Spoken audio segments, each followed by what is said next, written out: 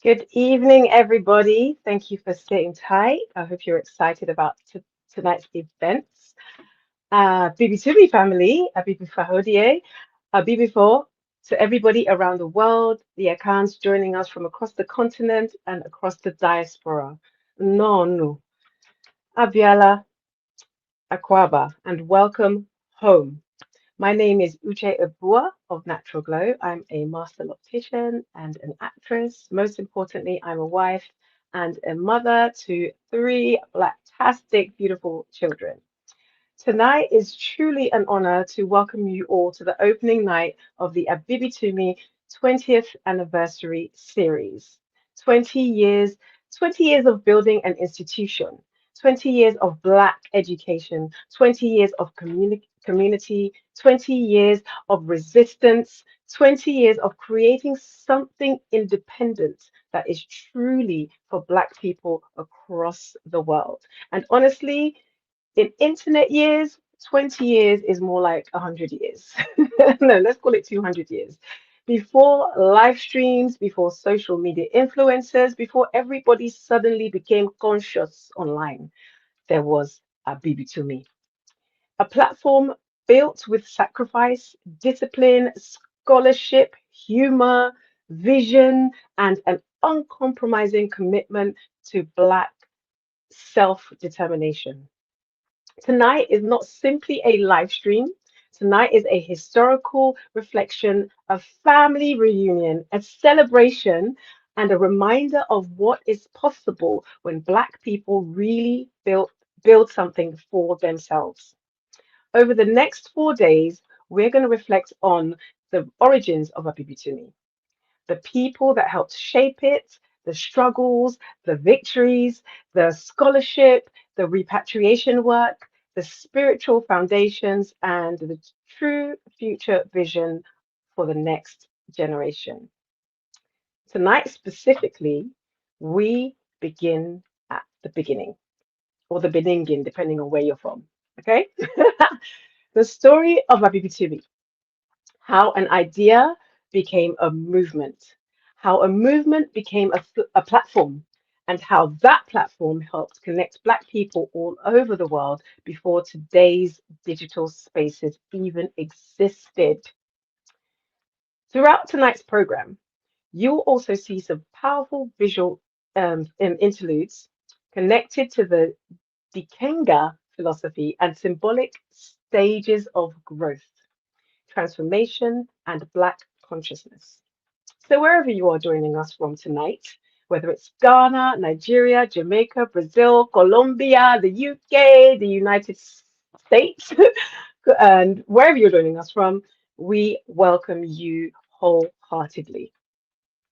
Now, tonight's discussion centers around one of the principal architects behind Abibitumi itself, a scholar, a linguist, an educator, a comedian, a repatriation advocate, a builder of institutions, and someone whose life's work has helped reconnect countless Black people all over the world, different cultures, spiritually, historically, and bringing them back to the homeland. Through Abibitumi, through DOOR, Decade of the Repatriation Initiative, through scholarship, through activism, and through decades of institution building. His impact has been felt globally. He is the founder of and official spokesperson for DOOR, the Decade of Our Repatriation. He serves as chair of the University of Ghana College of Humanities Open Door Dialogues and Committee. He is widely recognized as one of the leading master linguists of our generation and architect of Abibitumi, the oldest and largest Black social education platform on the planet. He completed his PhD in linguistics at the University of Ghana in 2012, receiving his prestigious Vice Chancellor's Award for Best PhD Thesis in Humanities. He later received both the 2016 and 2024 Provost Publication Award for Best Published Work within the University of Ghana College of Humanities. In 2019, he received a Marcus Messiah Garvey Foundation Award for Excellence in African Studies in Education. In 2020 and 2021, he served as the University of Lagos Area Cluster Center Fellow, contributing to the important work of reconfiguring African studies.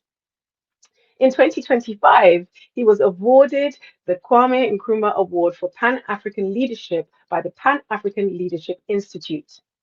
He has served as associate professor at the University of Ghana, former head of Language, Literature and Drama section at the Institute of African Studies, former editor-in-chief of the Ghana Journal of Linguistics, and former secretary of the African Studies Association of Africa. But perhaps more importantly, through his repatriation work and advocacy, he has helped many Black people from throughout the diaspora reconnect physically and spiritually with the African continent itself. So tonight, before we begin this journey into the story of Abibitumi, we first have to honor the visionary behind much of that work. Please welcome Ɔbenfo Ọbádélé Bakari Kambon. Abibitumi, Abibifahodie Black Liberation. How's my sister from another Mr. Uche? How are you doing today? Oh, I'm doing great. How are you doing? Looking black-tastic as always. Royal blue. I love it. Absolutely. Black salute. Yes. Yeah, we definitely wanted to get into the festive spirit. This is 20 years. And, for me, I was saying, let's wait till the conference to celebrate the 20 years. And your husband, my brother, he said, no, we need to do something now to let people know what it is. And apparently we did so much of the, advertising and letting people know. People thought this was a conference right now. You're like, wow, the conference is happening. We were like, no, this is the pre launch before. This is the pregame. Exactly, it's a pregame. It's a pregame. But it's definitely blacktastic, blacknificent, and we've gotten so many, shout outs, calls of support. People who were there since 2008 and beyond, who have been reaching out to us and who are even here this evening. So it's definitely blacktastic. Yes, love that. So before we continue, we're now going to watch a short visual presentation reflecting on the life, work, and journey of the Blacknificent Ɔbenfo Ọbádélé Kambon and the development of Abibitumi over the years. Before we do, for those, who are listening, we always have to get started with a libation. So if we can go to the libation, absolutely, yes, for anything, just to honor those who came before us. So I do have the libation water ready. So with your permission, Uche, if I can go ahead and do that. Yes, go ahead. Absolutely. Most important thing. We have the calabash here. Ago. Otumfa already nyoko ponkere ponkwa me kire onsu na onsu. Asase ya mpene na mwa, asase ya dumus na odene de dem fedie. Abosu nyaso mo dos ti yintimi mo mudi baako. Na so ifre baako de ifam nyina. Na na brako adaw. Na dam ti agima. Ase djube so boafo ase yodjefo. We na afri fian fo apia to ayi na memra. Memra medwumsu yi. Na ne den ene se ye frɛ senior phone samafo, gono phone samafo, sono phone samafo, a searcher phone samafo, yoko phone samafo, adriana phone samafo, kono phone samafo, breakthrough phone and samafo, nana Abibifahodie, one yes ufrao, omi tutu, ele tutu, ori tutu, ona tutu laro ye, iba olodu mara tere rekaye, igbagba rumele ojukotun, igbagba rumele ojukosin, iba rumila barakwetu, iba ifa akere firin shogban, iba akoda iba shada, iba rabalotu fe. Iba mebolo de rama iba yena waju abalero ehi bi ekolo baju ba ile alanu omo ti ki juba ki ba pa eji odara iba Ọ̀ṣun, ìbà Ògún, ìbà Yemọja, ìbà Ṣàngó, ìbà Ọbàtálá, ìbà òrìṣà oko, ìbà ọ̀kànlénírínwó, ìbà àti ọjọ́, ìbà àti wòòrùn, ìbà ẹ̀yin gbogbo tí ẹ wá síbí torí pé nítorí tìyín ní a lè jà láti bára wà lọ́rọ̀ táwọn òyìnbó kakọ́ gbọ́ngbọ́n kakọ́ lọ́mọ́lá kalówólówó kalówóláyé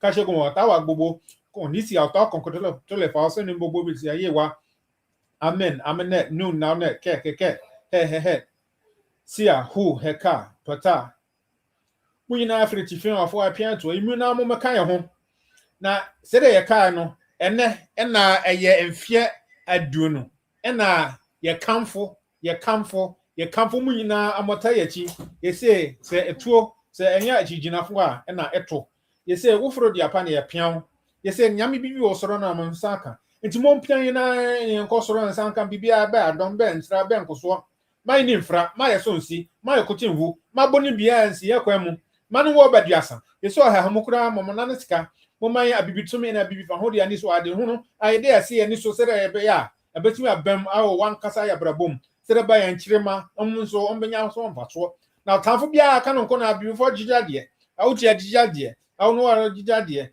eja kojo jijade akala jijade ayina jijade obone brakra manye ye ojan shana fo na ase na nka ba kun ohwa support on en ko fa na japade do mu we na asere modaroma moshire na ya shahai moshira mi pai modaroma moshire na kose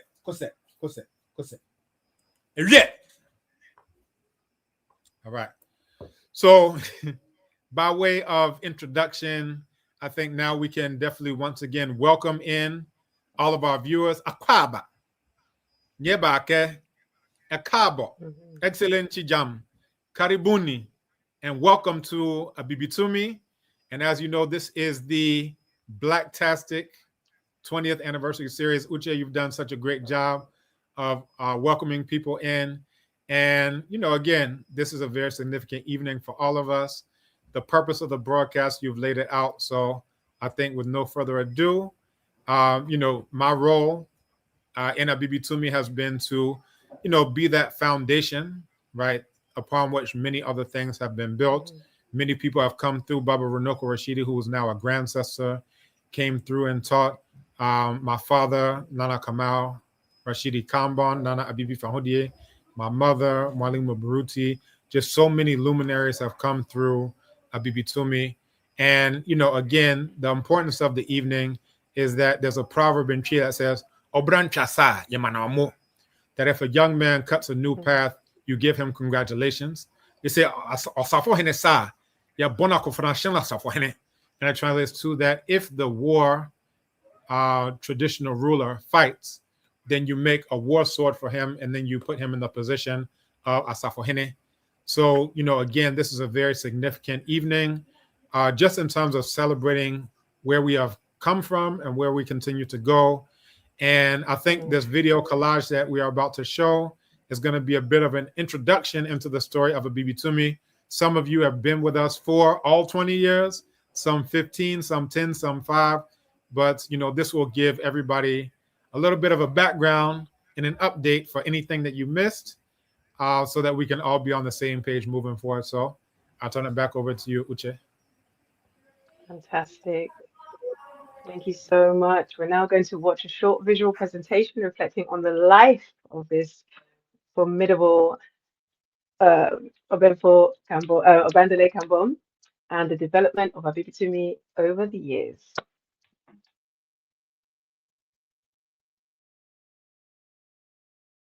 And create life by himself. Have you ever seen a man just come out of a forest somewhere with a baby saying, yeah, I just gave birth, I'm so happy?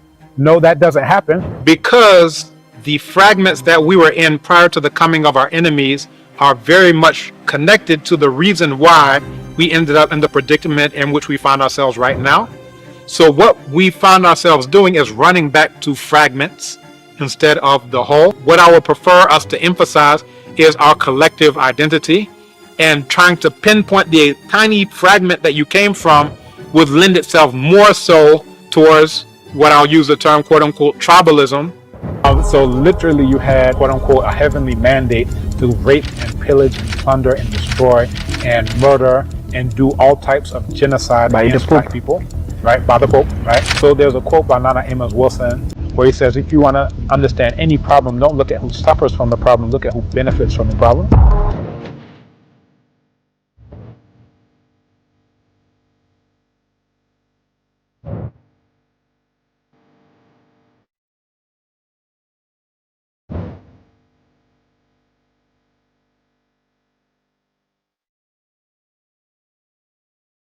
So, you know, the same people who went to this school and are taught to worship an imaginary white man, if that exact same imaginary white man came there and said, I want to go to school, would they ask this imaginary white man that they pray to every Sunday, you have to cut off this bush hair that you have?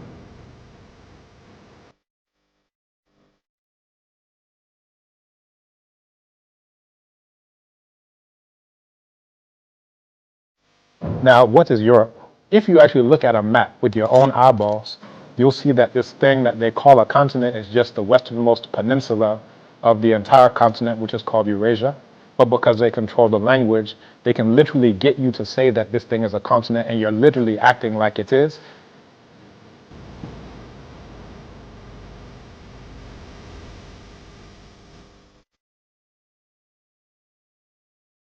Have you ever seen a man create life by himself? Have you ever seen a man just come?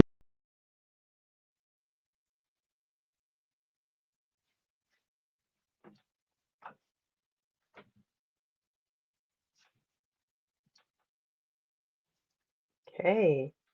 Thank you so much. Wow, what a great reflection. Thank you so much, Ɔbenfo. And once again, welcome everybody for joining us tonight, everybody, wherever you're joining us from. Now, this is only day one of the incredible 4-day celebration marking 20 years of Abibitumi. Tomorrow evening, we officially launch the Abibitumi Film Club alongside the AES film series, hosted by Ɔbenfo Kambon himself and Onwara Abua, my husband, featuring the Ethiopian film Abuna, the filmmaker Abraham Haile Biru, and trust me, you absolutely do not want to miss this.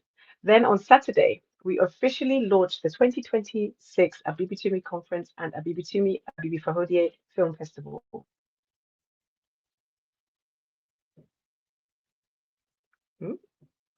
Yes, there we go. We launched the conference, and finally on Sunday, Ɔbenfo Ọbádélé Kambon returns for the launch of his latest publication, The Construction of Black Civilization, which will be hosted by Amake Abebrese, who is actually my sister from another mother. She's known me from the tender age of, I believe, 5 or 6 years old. So it's a huge 360 moment for us. So yes, this weekend is jam-packed. So make sure you are joining us every single night. Right, and somewhere in between the middle of all of this, I hope somebody involved is actually going to get some sleep because there is a lot going on. Throughout tonight's broadcast, you'll continue to see flyers and promotional visuals for all of the upcoming events. And please remember, register to abibitumi.com, create your profile, join the community, and become a part of this institution. Now, when people hear the word Abibitumi today, they often think of the website. But Abibitumi was never just a website. It was an idea. It was a necessity. It was a response to a problem. A space where Black people could think independently, learn independently, organize independently, and build a community outside the systems that historically excluded us. Now I'm going to be shooting some questions at the main man Ɔbenfo himself.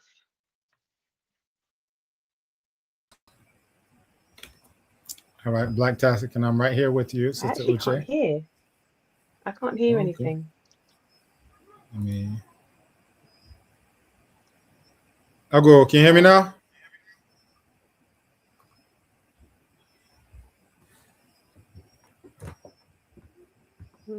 I'll go. Can you hear me?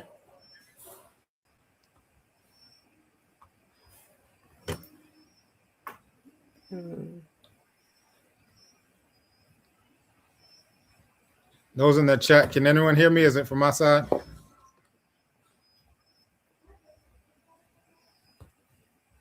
Let me try. Let me see.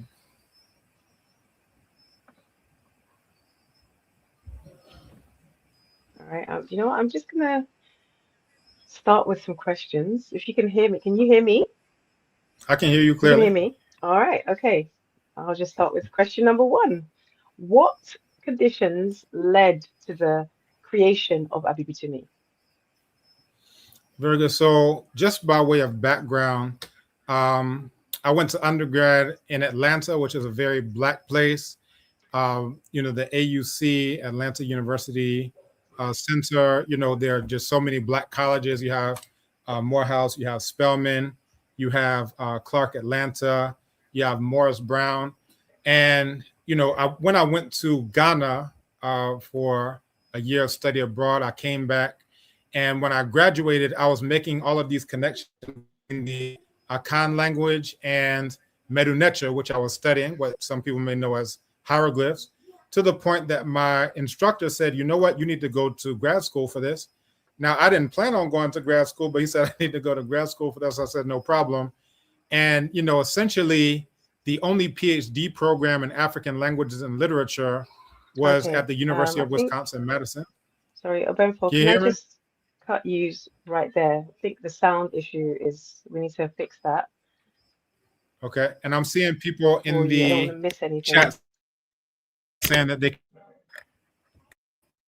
and Kyla's also saying.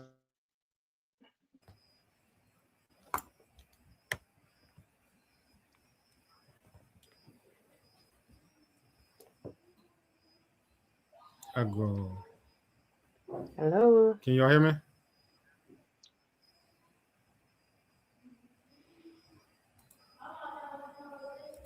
I don't know why I don't have any sound.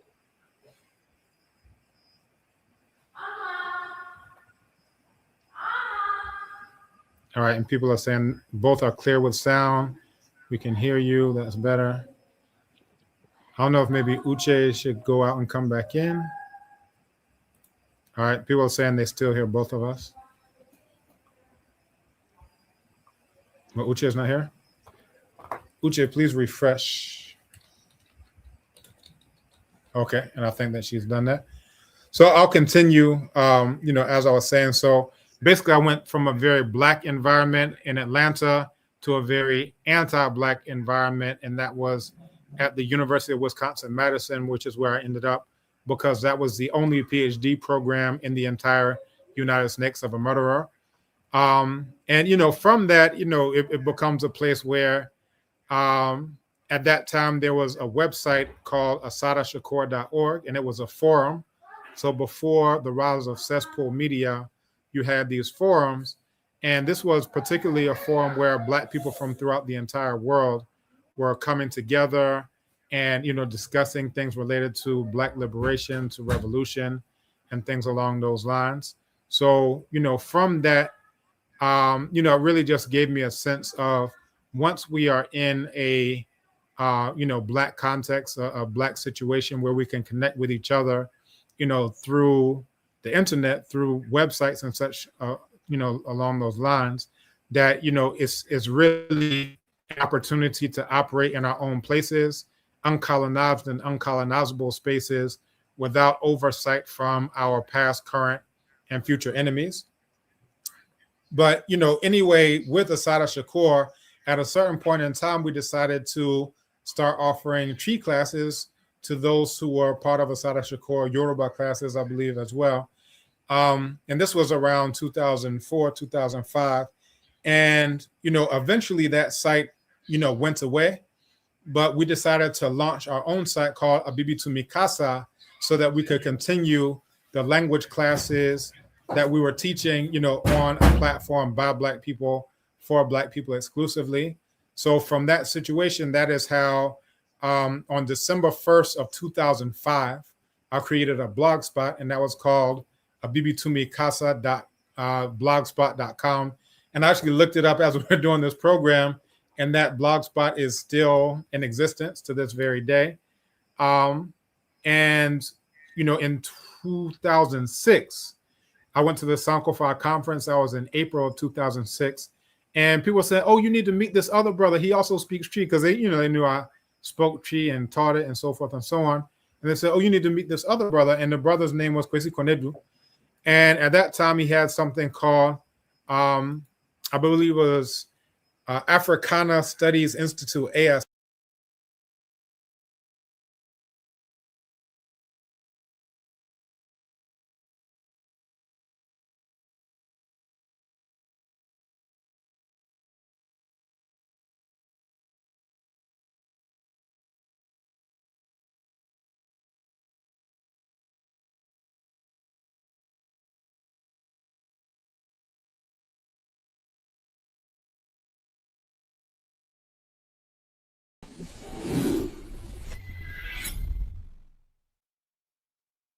The history of Abibitumi does not move in a straight line. It moves through the Dikenga time cycle: seed, birth, expansion, transformation, and return.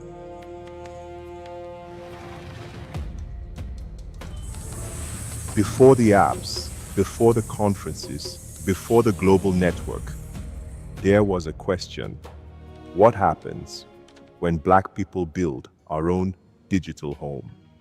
In 2006, the work moved through language. Ọbádélé Kambon taught Twi and Yoruba in Chicago, using language as a path back to memory, identity, and power. At the 2006 Sankofa Conference in Washington, D.C., Ọbádélé and Dr. Kwasi Konadu reasoned through a vision that would move from idea to infrastructure.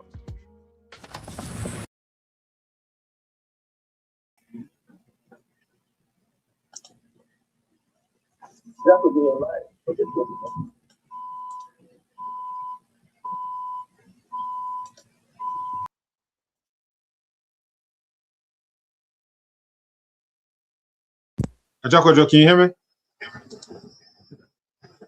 All right. I believe people can hear me now. People are saying that they see or they saw the video. Can everyone hear me clearly?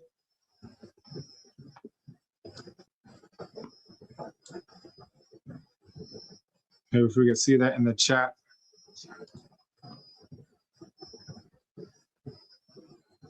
All right. All right. So yes, people can hear me. So, as the video kind of walked us through, it was this idea, in a conversation with Kwesi Konedu, where, essentially we discussed this is what we could do, with this website. He had the hosting, and what he said that he was going to transfer over 2 years of hosting. So actually the first 2 years of hosting, we didn't have to pay for that, at all.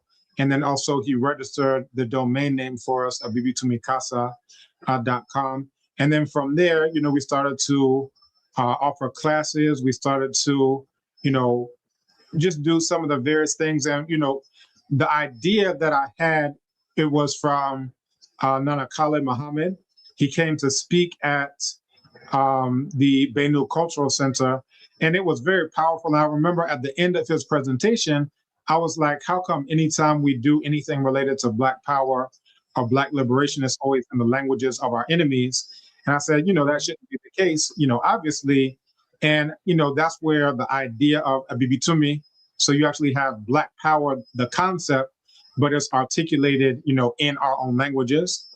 So, it's just a Black powerful concept of what we can do for ourselves, by ourselves, along those lines. And, that gave birth to the idea of Abibitumi, Abibifahodie Black Liberation, and, all that's come about since then. Oh, amazing. So in those early days, what did it look like behind the scenes for you? All right. And hold on, I'm seeing that on phones, people are saying that the image is cropped. So I don't know if those who are behind the scenes can maybe switch to a different kind of layout, but that's an issue on the phone for people who are on the phone. Okay. So if those who are behind the scenes can make that change. I think it's fine on the, okay, there we go. All right, are we okay? Okay, some people are saying on the laptop they were still chopped. Are people seeing it clearly now?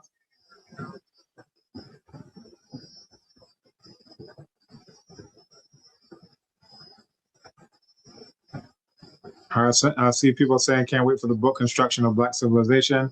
And we do have the book launch coming up on Sunday. All right, so can people see now before we continue? We want to make sure people are getting the best experience. Mufasa Shabazz is saying you look fine on YouTube. So maybe if that link can be posted as well so people can see it who may be on StreamYard or other places.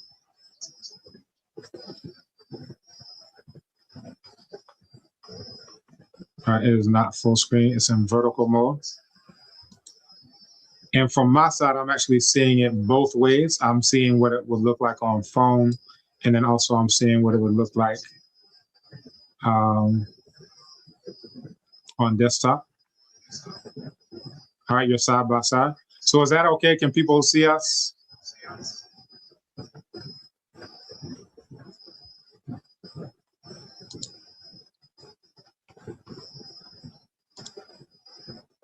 Okay. Okay, you are good to go. All right, great. So let's continue. Sorry for interrupting you so rudely, my sister from another mister. Thank you for holding the fort. Now, I'm really interested to know what Abibitumi looked like behind the scenes in those early days. Did you think from that at the beginning that it would catch on? How were you feeling about how people would take the concept of Abibitumi? Well, if you know anything about me, out of sheer willpower, it would never fail. If I was the only person on the website, I'll often think about, they had the Negro Leagues before the integration, or as I call it, disintegration of the Black community. I said, if I had a Negro Leagues team, I would be the last manager of the last baseball club, and we would just scrimmage ourselves.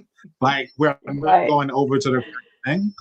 And, we still have Operation Crack a Site to Black a Site, where I played the digital version of Harriet Tubman, trying to get people off of cesspool media and coming on to, the Black spaces and, that we created. Now, just in terms of that, I remember, like, as an adult, my father mentioned something to me that I completely forgot about that, was when I was a child. And he taught me how to swim. And there was a place called Pullen Park, right? And they had a pool there. And this was outdoors. Since then, they shut that down and it's now an indoor pool. But this was back when it was outdoors. And when I first learned how to swim, I said I was going to swim the long way across the entire pool. Now, mind you, I just learned how to swim, but I have this in my head that I'm going to go all the way to the other side without letting my feet touch the ground, right? And I said I was going to do this or I'm going to die trying along the way. This is, you can see I'm here, so you can kind of guess how it went.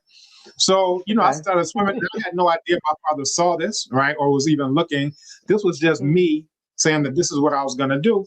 So I swam. I got maybe about 3/4, maybe even 5/7 across the pool. And I was very tired, but I also knew how to tread water. And I said I would not let my feet touch the, floor of the pool, the bottom of the pool. So I just treaded water, conserved energy for a second, and then I continued to the other side. Now, as an adult, my father brought this up to me as like a defining moment where he said, when he saw that, he said, this little brother has, what did he say? Willpower, like, this divine, unstoppable willpower. And that is the spirit in which, from the beginning, I knew that Abibitumi cannot do the fail word, the F word, because, like I said, at that point in time, I was doing every single thing myself. Web design, actually coded the original website with HTML. I had to figure out how HTML worked by looking at another site and say, okay, well, that's where the image is. So I see JPEG. Okay, let me switch this. Let me make it wider. All of those types of things. So I did, by that point in time, everything from the hosting to the website development to all of the graphics. I had program that doesn't even exist anymore. We had Flash, which was another program that doesn't even exist anymore. But, basically, I said I was everything from CEO to janitor, sales, marketing, newsletters, email campaigns. It was literally a one-stop shop. So I had no concept that it was not going to be successful, because I said, as long as there's breath in my lungs, this is going to, exist. And here we are 20 years down the line. Wow. Wow, what a story. Whew.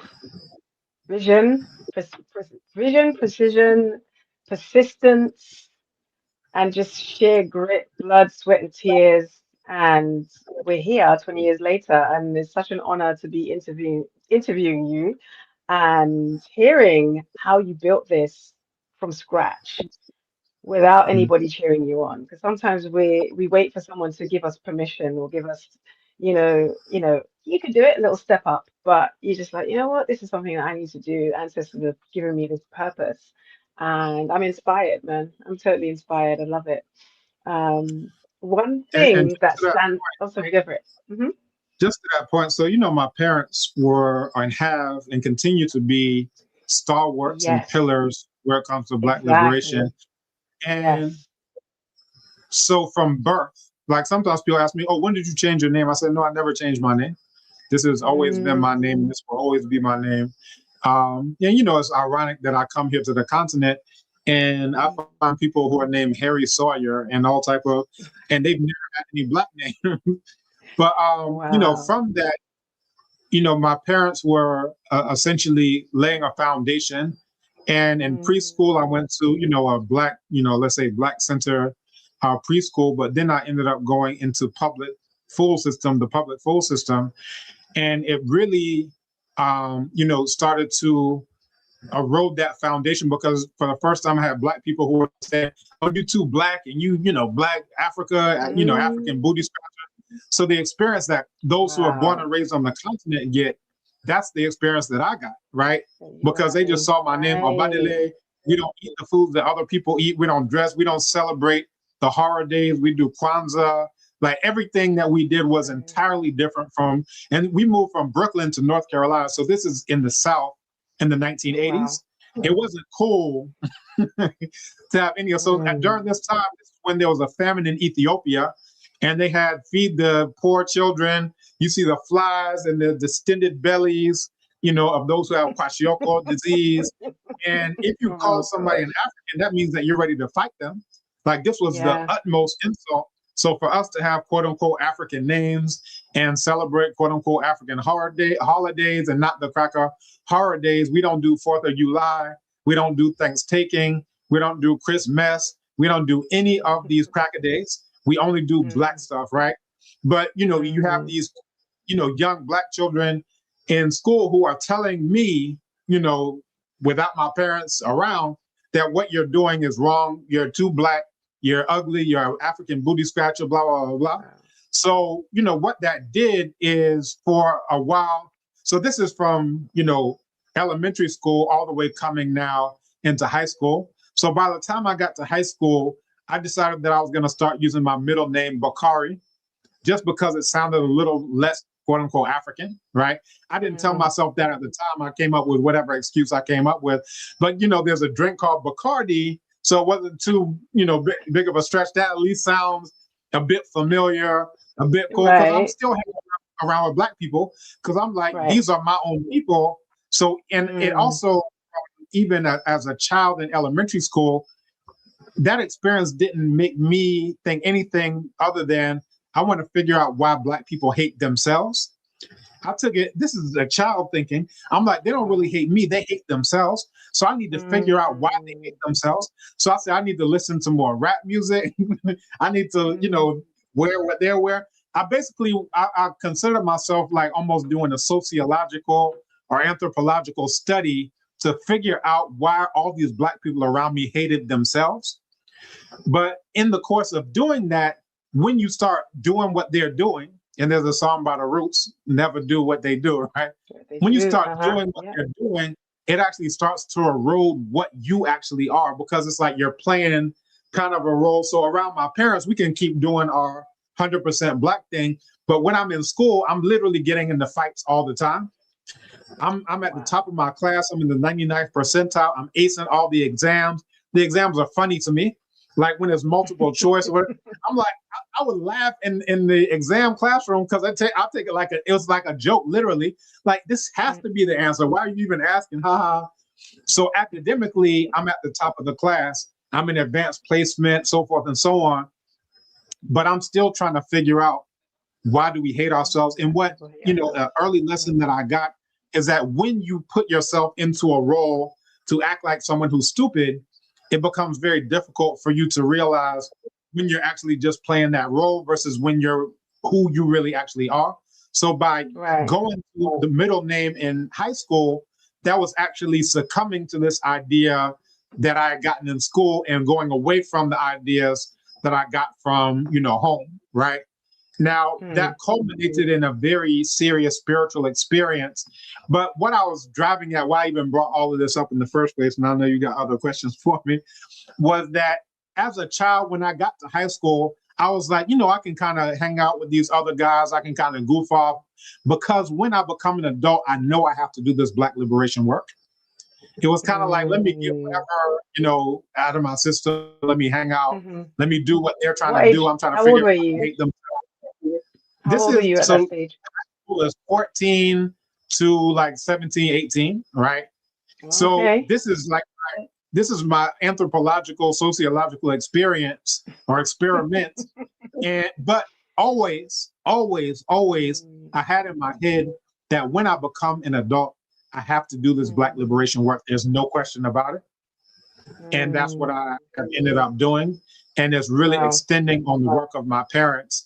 So, we've had conversations with my father-in-law, my mother-in-law. We've had conversations about this as an adult, that they didn't know what I was going through in, elementary school. My father put me in an elementary school where the principal was Black, where he had, he taught education. He had a doctorate in education.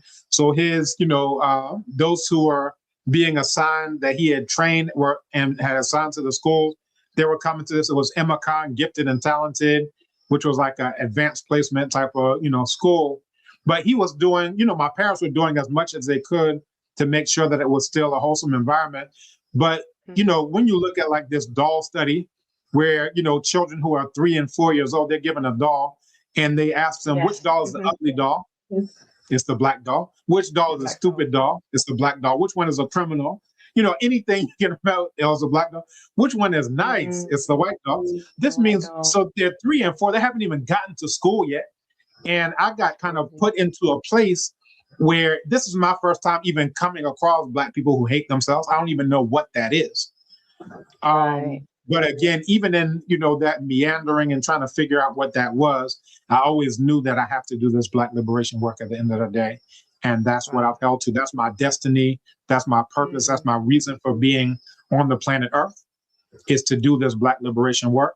And, anything apart from that is really a betrayal of that first decision that I made when I decided to come to this earth. So we're very serious. We can have fun, we smile, we joke, we laugh, all of those things, but we're deadly serious about Black liberation work and doing what's necessary for it. Wow. I have to give props to Mama and Pops for standing on business and really giving you the foundation. And it really takes character to carry that through. Amazing. So moving on with the program.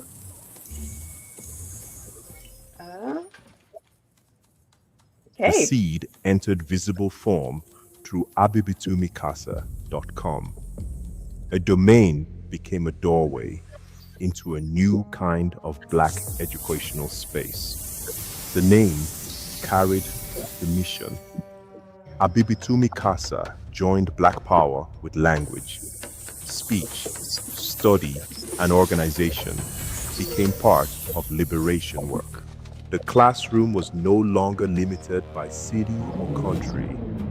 Live audio, video, and online instruction turned Abibitumi Casa into a global learning space. By 2007, Abibitumi Casa offered online classes in Akan, Yoruba, Songhai, Wolof, and other Black languages. The technology was young, but the vision was far ahead of its time.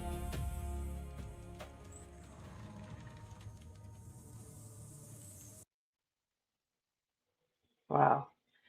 Whew. Looking back now, what moments most stand out to you? All right. Well, several moments. So even as you know, that played. So this is the Quinto. This is our in-house media production team who, put that together. And, I kind of just gave them a sense of, step by step, how things came about initially. And what they're doing is they're going into the Dikenga, cycle. And even our Abibitumi logo is representing that Dikenga cycle, where, it's coming from, the idea of a concept. This is midnight all the way up to sunrise as birth, as Kala, all the way up to the high point, and then here to transformation and back around again. But, from, that idea, there were a couple of points. One is that once we started teaching all of the languages on the website, right? So we did something that we called simul classes. This is before there was Zoom. This is before, I don't even think Skype was a thing at that point in time. We were using a software called Flash, and it was called Flash Chat. And we were using Flash in order to have people on the ground in Chicago interacting with Black people from throughout the world. And I remember at that time, we had people from, the East Coast, from, UKKK, from all over the world who were streaming in. And they got a kick out of it that, we're practicing a dialogue, right? We're practicing a dialogue. And for that dialogue, I'm in Chicago, you're in New York, I'm saying one line, you're responding to me in another line. And it really just became like a mind-blowing thing of, no, we can actually do this across space and time. There was no Zoom. Zoom didn't even exist. I can say confidently, Zoom didn't exist. Most of these platforms, were not even in existence whatsoever. And definitely, the ones that were in existence hadn't even come to prominence. At that time, like YouTube wasn't even owned by Google. I remember when Google bought YouTube, I had put our end of class session on YouTube, and YouTube was whatever, an independent platform for young creators and so forth. So I put our final class session on, that site. So when we set up the infrastructure, we had an RTMP server, and I learned how to set that up for live streaming. We had, all these different things. I developed my entire curriculum. I had done a program at the National African Language Resource Center in Wisconsin, in Madison, Wisconsin. And it wasn't like, I just know how to speak a language, let me figure stuff out. I actually got pedagogical training of how to teach our languages alongside people who are teaching Shona, a lot of native speakers who are teaching Shona, who are teaching Yoruba, who are teaching isiZulu, all these languages. We were all there, and I'm there as the only non-native speaker who's qualified to teach, in these languages. So at that time, I was teaching Yoruba as a TA, introductory and intermediate Yoruba. So I learned how to structure a course along conversational lines. Now, right now, there are things like Duolingo. You can never learn how to speak a language well with Duolingo. You can learn how to play a game, but it's not structured pedagogically for someone to actually learn how to speak a language, because it starts you off with vocabulary that is just so way out from anything you would actually need in a common conversation. So I structured the curriculum on the basis of a natural progression of when you meet someone, what would you actually say to them, right? Okay, well, first you would, greet them, right? So how do you greet a person at the basic level? How do you ask them their name, and how do you respond if they ask, your name? Beyond that, someone will ask you, where are you from? Where do you live? Maybe what do you like? What do you do? What do you want to do? So it's structured in a logical way that by the 8th class, right? So we had 8 class sessions. By the 8th class, everybody can hold a conversation in G. Everybody can hold a conversation in Yoruba, because every class up to that point in time, you've been having many conversations. So by the final class, we had it set up where you either do a monologue where you go through all of those different points, hi, I greet all of you. My name is this, I'm from here, so forth. And you go all the way through what you like, what you do for a living, where you're from, your mother's name, your father's name. You can say all of those things, right? So you can do it either as a monologue, or you have a friend in the class that you've made. And we have people who actually got married on the basis of being in my Yoruba class. We got people who got married on the basis of being in my tree class and so forth. So, we're doing other nation building work too. I'm building a nation. Building a in many ways. But in many ways, shapes and forms. Yeah, essentially with that, we structured it so that everybody came out conversational. And, Kwesi Carter, who actually ended up, who I mentioned, who, helped us get the domain set up and so forth, he actually ended up becoming one of my best students, to the point where we did advanced Chi, where we were going over Ayang, which are, Atumpan, the talking drums, where you recite proverbs on the talking drums. And he actually used that in his research, going into Bono and so forth and so on. I had another student named Kobe who was into gold mining. So he would go deep into the bush where there aren't any English speakers, but he's able to carry on because he got to the advanced level. We can do everything that he needs to be a gold miner in the bush of Ghana. This is like 08, 09. And then, when I decided to move here to Ghana and do my PhD, what I said is I need to set up the infrastructure of Abibitumi so that it can sustain itself entirely. So at that time, we were selling PDFs online, and then I was doing the classes online. And when I first started the PhD program, they thought I was a Ghanaian, and they were going to charge me 500 Ghana cedis for the entire year. At that time, I don't even know what it was. It was like $20, whatever it was. It was just so, I said, I may be a student for the rest of my life. I don't need to do anything but just be a student, right? Just be a student. But I went to put the money in at Gulf House at Shiashi. That's a GCB. I got a call, I guess a BlackBerry phone, whatever, the old type thing. I got a call and they said, we saw your passport and we realized that you are a U.S. citizen. So it means you have to pay the foreign price. Instead of 500 Ghana cedis, it was $4,200 so odd dollars, right? Oh, wow. And I said, well, fortunately, I set up Abibitumi so I can teach Chi, I can teach Yoruba, I can teach Wolof, and then I can bring other luminary scholars to teach. And we always offered 60-40. When I first started teaching, I was teaching through another platform. And they said, oh, we'll split it 50-50.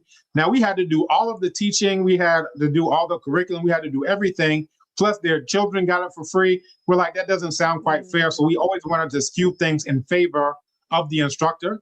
Now, mind you, it's expensive to run your own streaming server, especially at that time. Now I'm sure it's cheaper. People can do it on a shoestring. But literally the amount of money, like at that time, I was something like $1,000 a month, right?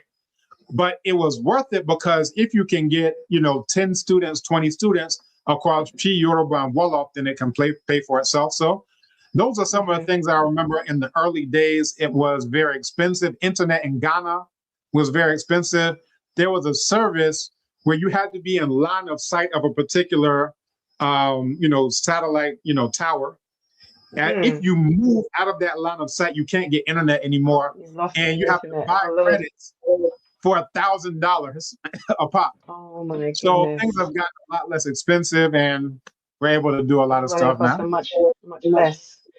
I did have one last question actually, because I'm loving the positivity of how, all these people just coming together and just hungry to learn, hungry to come home and be home like for real, learning the tongue, the native tongues, and being able to communicate properly, and just teaching, together, building a nation, right?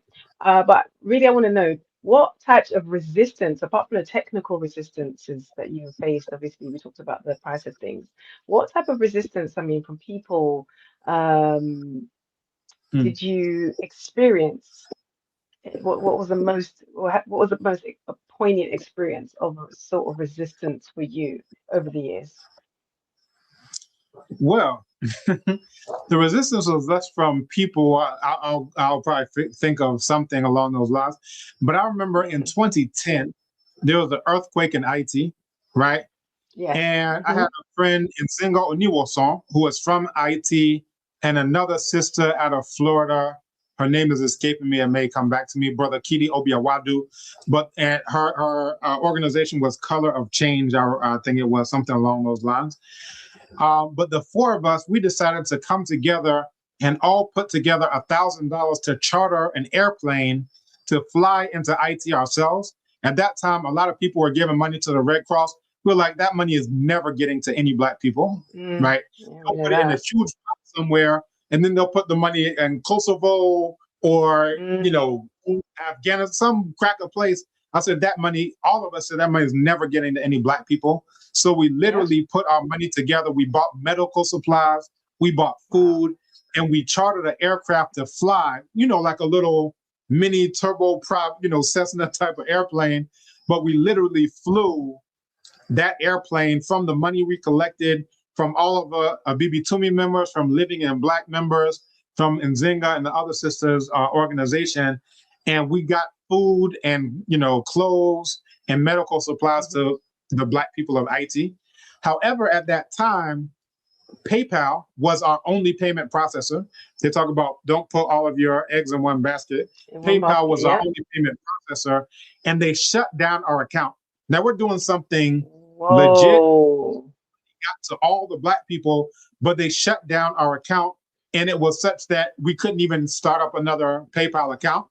So we had to use, I think, QuickBooks and like, did you have to lose all the money that was sent?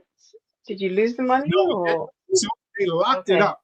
They locked it up. We were able to pull out a significant portion, but they locked up the rest of it. And, you know, I think PayPal ended up getting a class action lawsuit that I was part of. I never got a settlement, but I was part of this class action lawsuit because they were arbitrarily locking people's account, taking people's money and so forth. But, you know, ever since then, I've been calling it Pay Enemy, right? I don't call it PayPal. That's Elon Musk and all the rest of them who set that thing up. But, you know, that was a challenge, right? Because when you're trying to do the Black liberation thing and you're dependent on cracker infrastructure in any way, shape, or form.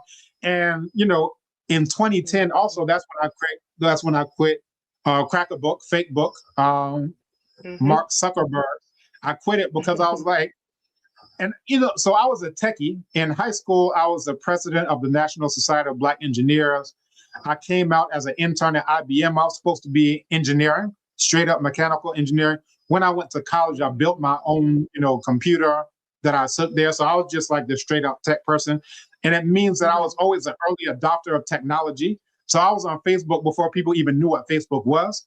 Like I mentioned, I was on YouTube before it was even owned by Google. I was on all these things because I'm adopting, you know, I'm seeing how this can be used, so forth and so on. But, you know, by the same token that it didn't make sense to me of why we're doing Black liberation work in cracker languages, it also didn't make sense to me why we're on cracker platforms to talk about Black power and Black liberation. So I think it was the December 31st of 2010 or 2011 that I quit Cracker Book. I've never had a Cracker Book account ever since then. And the last thing that I posted was none of Harriet Tubman didn't hang out on the plantation. I remember that was the last thing I posted ever. And I think that account, you know, I'm sure they purged accounts, you know, since that point in time. That was the last thing. And then ever since then, I was systematically getting away from every Cracker website. So I remember Fake Book was the first one to go. I was also on, you know, WhatsApp, I think around 2017. There are some in between there. I'm just not remembering what they were. But I quit WhatsApp. I still don't have a WhatsApp account. And in Ghana, people like, how do you even live? How do you survive? How could this? I just had one of my superiors at the university. We were working on a book together. And it was almost like a threat. Like, if you don't get on WhatsApp, it means we can't finish this book. We can't communicate. So you got to get on WhatsApp. Otherwise, you know, I never did. And we did finish that book just as well, you know, called Therapeutic Communication. The last thing that I quit was YouTube, and that was in 2020. And I didn't even say anything. You know, I had people, I think like 11,000 subscribers, something like that. And I just quit it altogether. And that was just it. 2020, I remember like around COVID, I just stopped using it. And, you know, there were people who were like, why did you stop, you know, coming on YouTube? because Abibitumi is a Black platform, right? So why would I be supporting a cracker platform when I can be on a Black platform? Conflict And of people like, interest. I don't know why Dr. YouTube. And I said, if you don't understand why, it means that anything you ever heard me say, you don't understand it whatsoever. It means that I was just wasting my breath saying anything to you. If you consider yourself my follower or you like my content or whatever, and you don't understand why I quit it, then it means you really don't understand what I'm doing. And for some people, it's kind of like style. Oh, I'm doing the Black thing. No, this is not. We're not joking. We're actually building up our infrastructure. So the same where there's a stream on YouTube, we're streaming on Abibitumi TV, so you can check it out on Abibitumi TV. Because I don't have $1 billion that some of these crackers have. My ancestors were kidnapped and enslaved, so I don't have $1 billion budget to work with. But I have people like you, Uche. I have people like Onwara. I have people like the Quintos. I got people like Ajakwa Joe. I got people like Ejakweku, who I think he's still our highest supporter in terms of every product I ever put out. I think he bought every single product I ever put out. He's going to come on. I have Seba Banochi, who's teaching Medu Nature. I have people, and there were some people who were with me, but as soon as Facebook blew up, they left Black platforms and went to cracker platforms. And, it was, for me, it was disheartening. Because these are people who talk about Black liberation. These are people who talk about sovereignty, but they leave Black spaces to go to cracker spaces. And it really made me very disillusioned with some of our quote unquote elders, right? Because you're abandoning a young person who's building the infrastructure. You're saying we need to do nation building. We need to be about nationhood, having our own institutions. And you all are abandoning the Black institution because you think that because this cracker has $1 billion budget, then you can get more crumbs out of this, cracker's platform. But, what I'm essentially driving at is that those were the challenges, right? The challenges are with people who say one thing and then do another thing. And I think within the last maybe 6 months is the first time I've actually realized why they go to cracker things. They think, oh, well, there are more people there. Like that never made sense to me. I'm like, if you're about Black liberation, it doesn't make any sense to be on a cracker platform building up their things. By the same token, it doesn't make any sense to me where people say they're about nationhood and sovereignty, and then they live in the United States of a murderer. That didn't make sense. I think now I'm just trying to get to a point of just understanding why they're doing what they're doing. They think that they can get more money. It's that they can get their personal interests served. They can get more followers and likes and so forth. So I see what they're doing. But at the same time, if we ever plan on getting the boot of these crackers off of our necks, where our Baba Kamal used to say that our Black liberation has to happen on our own terms, TERMS. That means on our own time. That means as much time as, you got people who are working 40-hour weeks for crackers, right? As much time as we spend working for crackers, we have to spend at least that much time working for Black people, right? So our liberation is on our own terms, our own time, our own energy. How much energy do we give to our enemies, the ones we know raped, murdered, lobotomized, sodomized, committed death, destruction, murder, mayhem, rape, ravishing, pillage, and plunder? We know these are our enemies, but look at how much energy we give to them in exchange for likes and follow or whatever they give, ego boost, cash, whatever they give us, we're willing to give that energy. So we have to at least give that much energy to building our own institutions, if that's what we say. Our own resources, TER, resources, M, money/material, and then S, that's the intangible one, that's the spirit. So our liberation is only going to happen on our own terms, TERMS.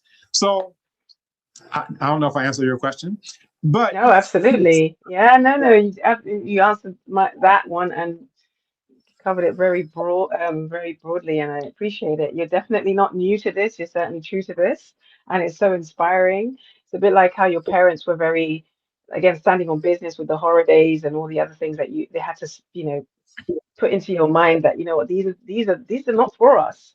And at the time, you probably were confused, like why everyone else is celebrating, but it's the same concept. Yeah. abstaining from these platforms in order to really dig deep into the business of Abibitumi. With that said, we're going to go on to the next visual interlude, which I believe is Mushoni.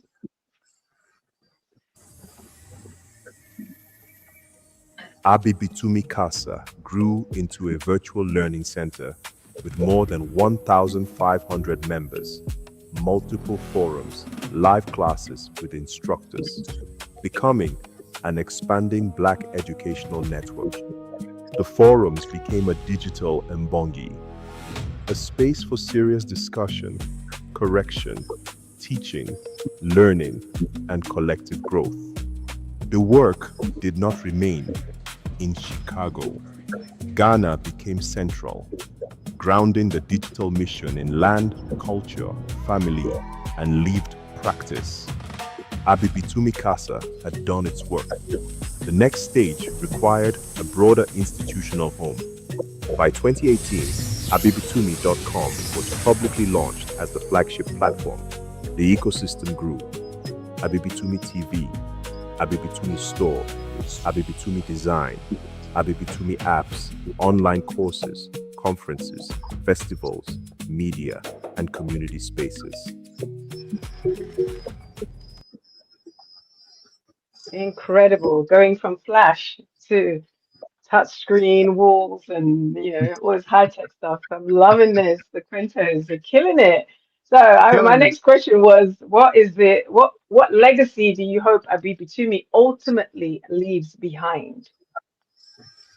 So, right now we're in Abibitumi, right? So we had one of our conference themes, I believe it was the second conference, was Black Power Vision to Reality. When we first came to this space, this was a palm tree farm, right? There was nothing here but palm trees. We came out camping with some of my capoeira students. And, when I was in the United States, I taught survival training. So we were teaching them, wild food foraging, making a fire and, first aid, just all these different things and so forth. But I had a vision of what Abibitumi can look like, because Abibitumi.com is an all Black space, right? And by the same token, Abibitumi as a physical institution is also an all Black space. So we had this idea of what can it look like? Everybody talks about decolonization. Decolonization is kind of like taking the White House and painting it red, black, and green, right? And putting the afro on Donald Trump and saying, yeah, it's decolonized. What we're doing is creating uncolonizable spaces, uncolonized and uncolonizable spaces from the ground up.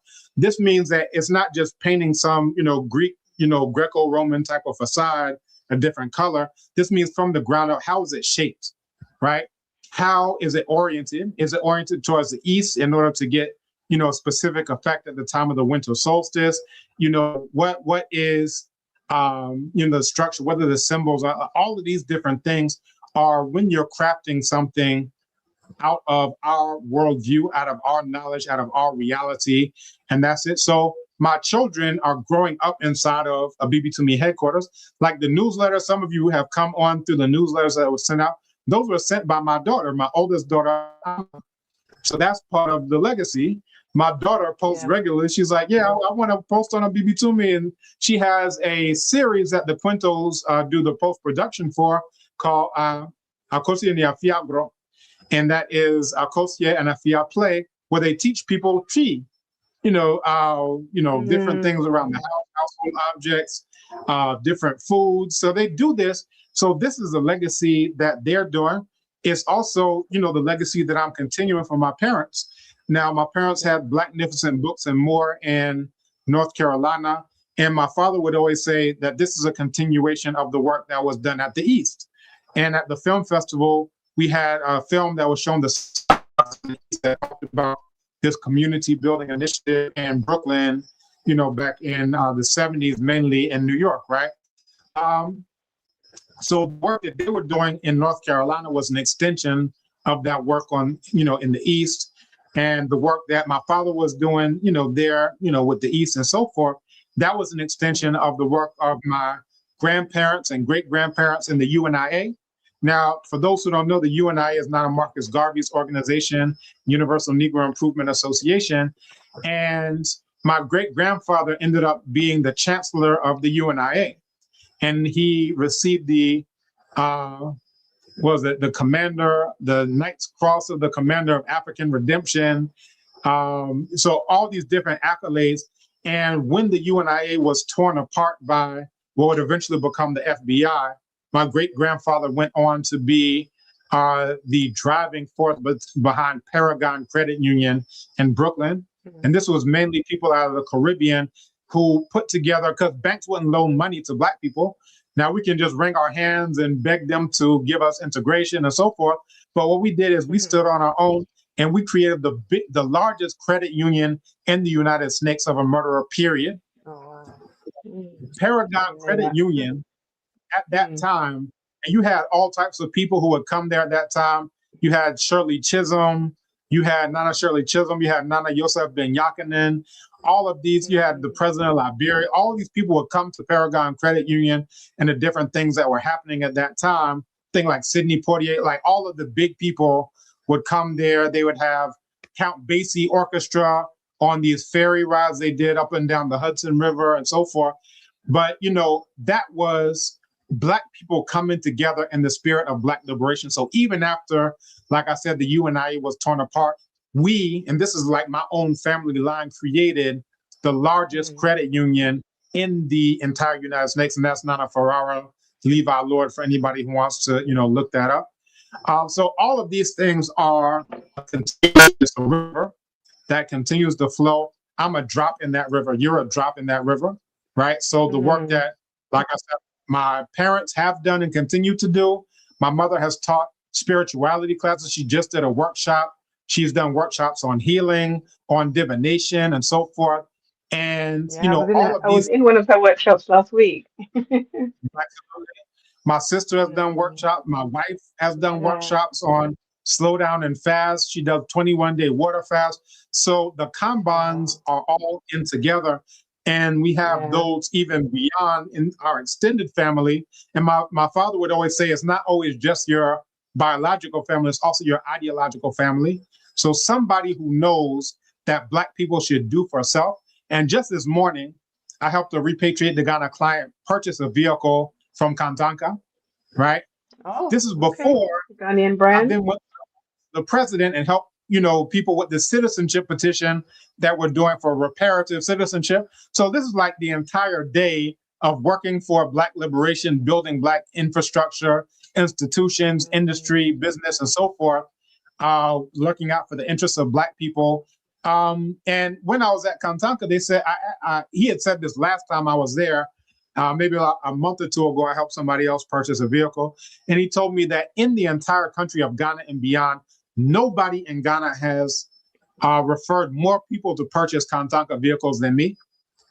This means every minister, every MP, every celebrity, you know, Gollywood, Kumawood, you name it, nobody in the entire country of Ghana has helped people purchase more vehicles made in Ghana than this, your humble professor, Ɔbenfo Ọbádélé. Humble indeed. They give you a free car. I think you deserve it. They don't have a commission program. They don't have a referral program, affiliate program. I just do this because I'm serious about liberation. Yeah. Now, it would be nice if they did have an affiliate program. Maybe I'll suggest that. Yeah. And that's a UNIA member, right? So I helped this UNIA member repatriate. This is the same one for anyone who, quote unquote, follows me. I did a libation at their house. This was their first time moving into their house. And I did a libation for them. They requested me to go there and do that. That's the same family. The husband just came and bought the Onante for the same vehicle that my wife drives. So I have the Omama, my wife has the Onante for, my mother and sister have the K71. We only drive cars made by Black people. We only use phones made by Black people. This is my Burkina Faso phone. I got two of these. This is my Rwanda phone. I got two of those. Right? You're wondering how many phones do I need? Well, how many phones do you need? You're running the cartel at this point. in Ghana, this is a low number of phones compared to what the Kumasi guys do, but don't worry about that. But it's just like our theme for last year was demonstration over conversation, and this year's theme is inspired by Ɔbenfo Ibrahim Traore. When we were there and we heard him give a speech, he didn't say, "Oh, we're a developing country." He said Burkina Faso was under construction. Now, before I even heard him say that, the name of my book was Construction of Black Civilization. And that's a shout out to Nana Chancellor Williams. So everything that we're dealing with is what is necessary for the construction of Black civilization. So the book that's being launched on Sunday is about the construction of Black civilization, but the way that we live is also about the construction of Black civilization. Black civilization, yes. I love that. With that said, do not forget to join us every single day of this 4-day event, especially Sunday night. So with that said, we are going to go on to our final visual interlude of the evening, which is called Luvemba.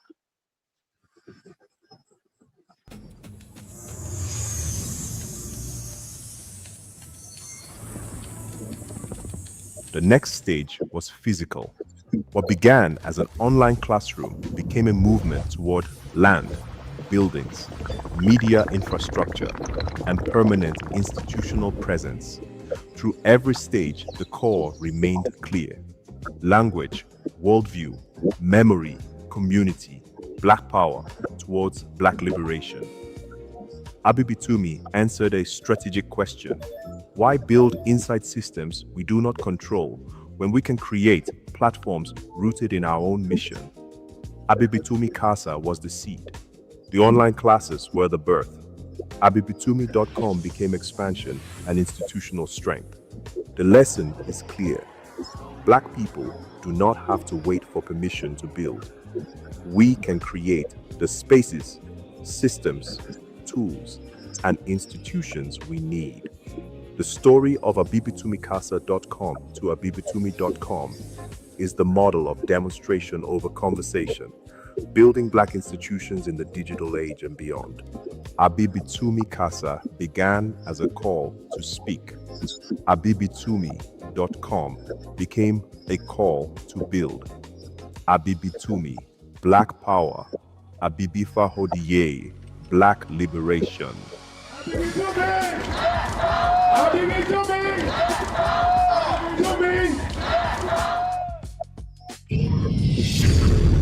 Yes. Quinto's killing the game, yo. They're killing the game. It's like something out of Minority Report. I'm loving this. Loving this. You know, this is so inspirational. And to know that my children have an uncle and plenty of grandparents that have, we've given them such an incredible foundation. It's such an honor, honestly. My husband recently banned children, well, not recently, a while ago, banned them from playing, what should I call it? Roblox, right? We're going to call it Roblox. And my son, especially my middle son, Izuma, has been like so devastated about it. And I said, he's like, but mommy, there's no African version. I want to do African stuff, but there's no African version. I said, well, son, maybe you're going to be the one that has to build it. And I kind of said it very flippantly, but this is an example that, listen, you're going to have to build that because this is not for you. It's not for us. And what a great example for him, because it can be done. And yeah, 20 years is an extraordinary journey. Most organizations never make it this far. Most movements disappear. Most platforms fade away. But Abibitumi has endured. Personally, how does it feel reflecting on this 20-year journey? How does it feel It feels like this moment? It feels like swimming to the other side of the pool and saying, I made it. Oh, well, great way to tie that right back in, because you've got so many achievements to be proud of in this, and your parents. I mean, wow, I know they are proud. It's, you know, so Empower. on the one hand, you know, it's the willpower. Like, I'll never let anything that I do fail. It's the willpower, love that. but then it's also all of the people around me who have made this possible. Like my wife right now, I'm sure the children are on the couch. She's getting them, you know, like without her, I wouldn't be able to do the things that I'm, you know, doing. Without my parents, and that's actually my next segment. I was going to say that without her. Yeah, that was actually what you taking the words out of my mouth. Literally. Absolutely. So, you know, it's those around me who help this to be possible. You know, I mentioned him before, Uncle Joe. Like, at the time that he came on board, I was doing every single thing, like I mentioned, everything. I was doing all the graphic design 100%. I was doing 100% of the web design. I was doing 100% of curriculum development. I was doing the language teaching. This is how I would do. From 6 to 8, I would teach Chi. From 8 to 10, I would teach Yoruba. And then from 10 to midnight, I would teach Wolof. And when it shifted from, you know, the daylight savings time, whatever they do in Crackerville, then I would, you know, teach from 7 to 9, and then from 9 to 11, and then from 11 to 1. So it's 1 a.m. I'm teaching people.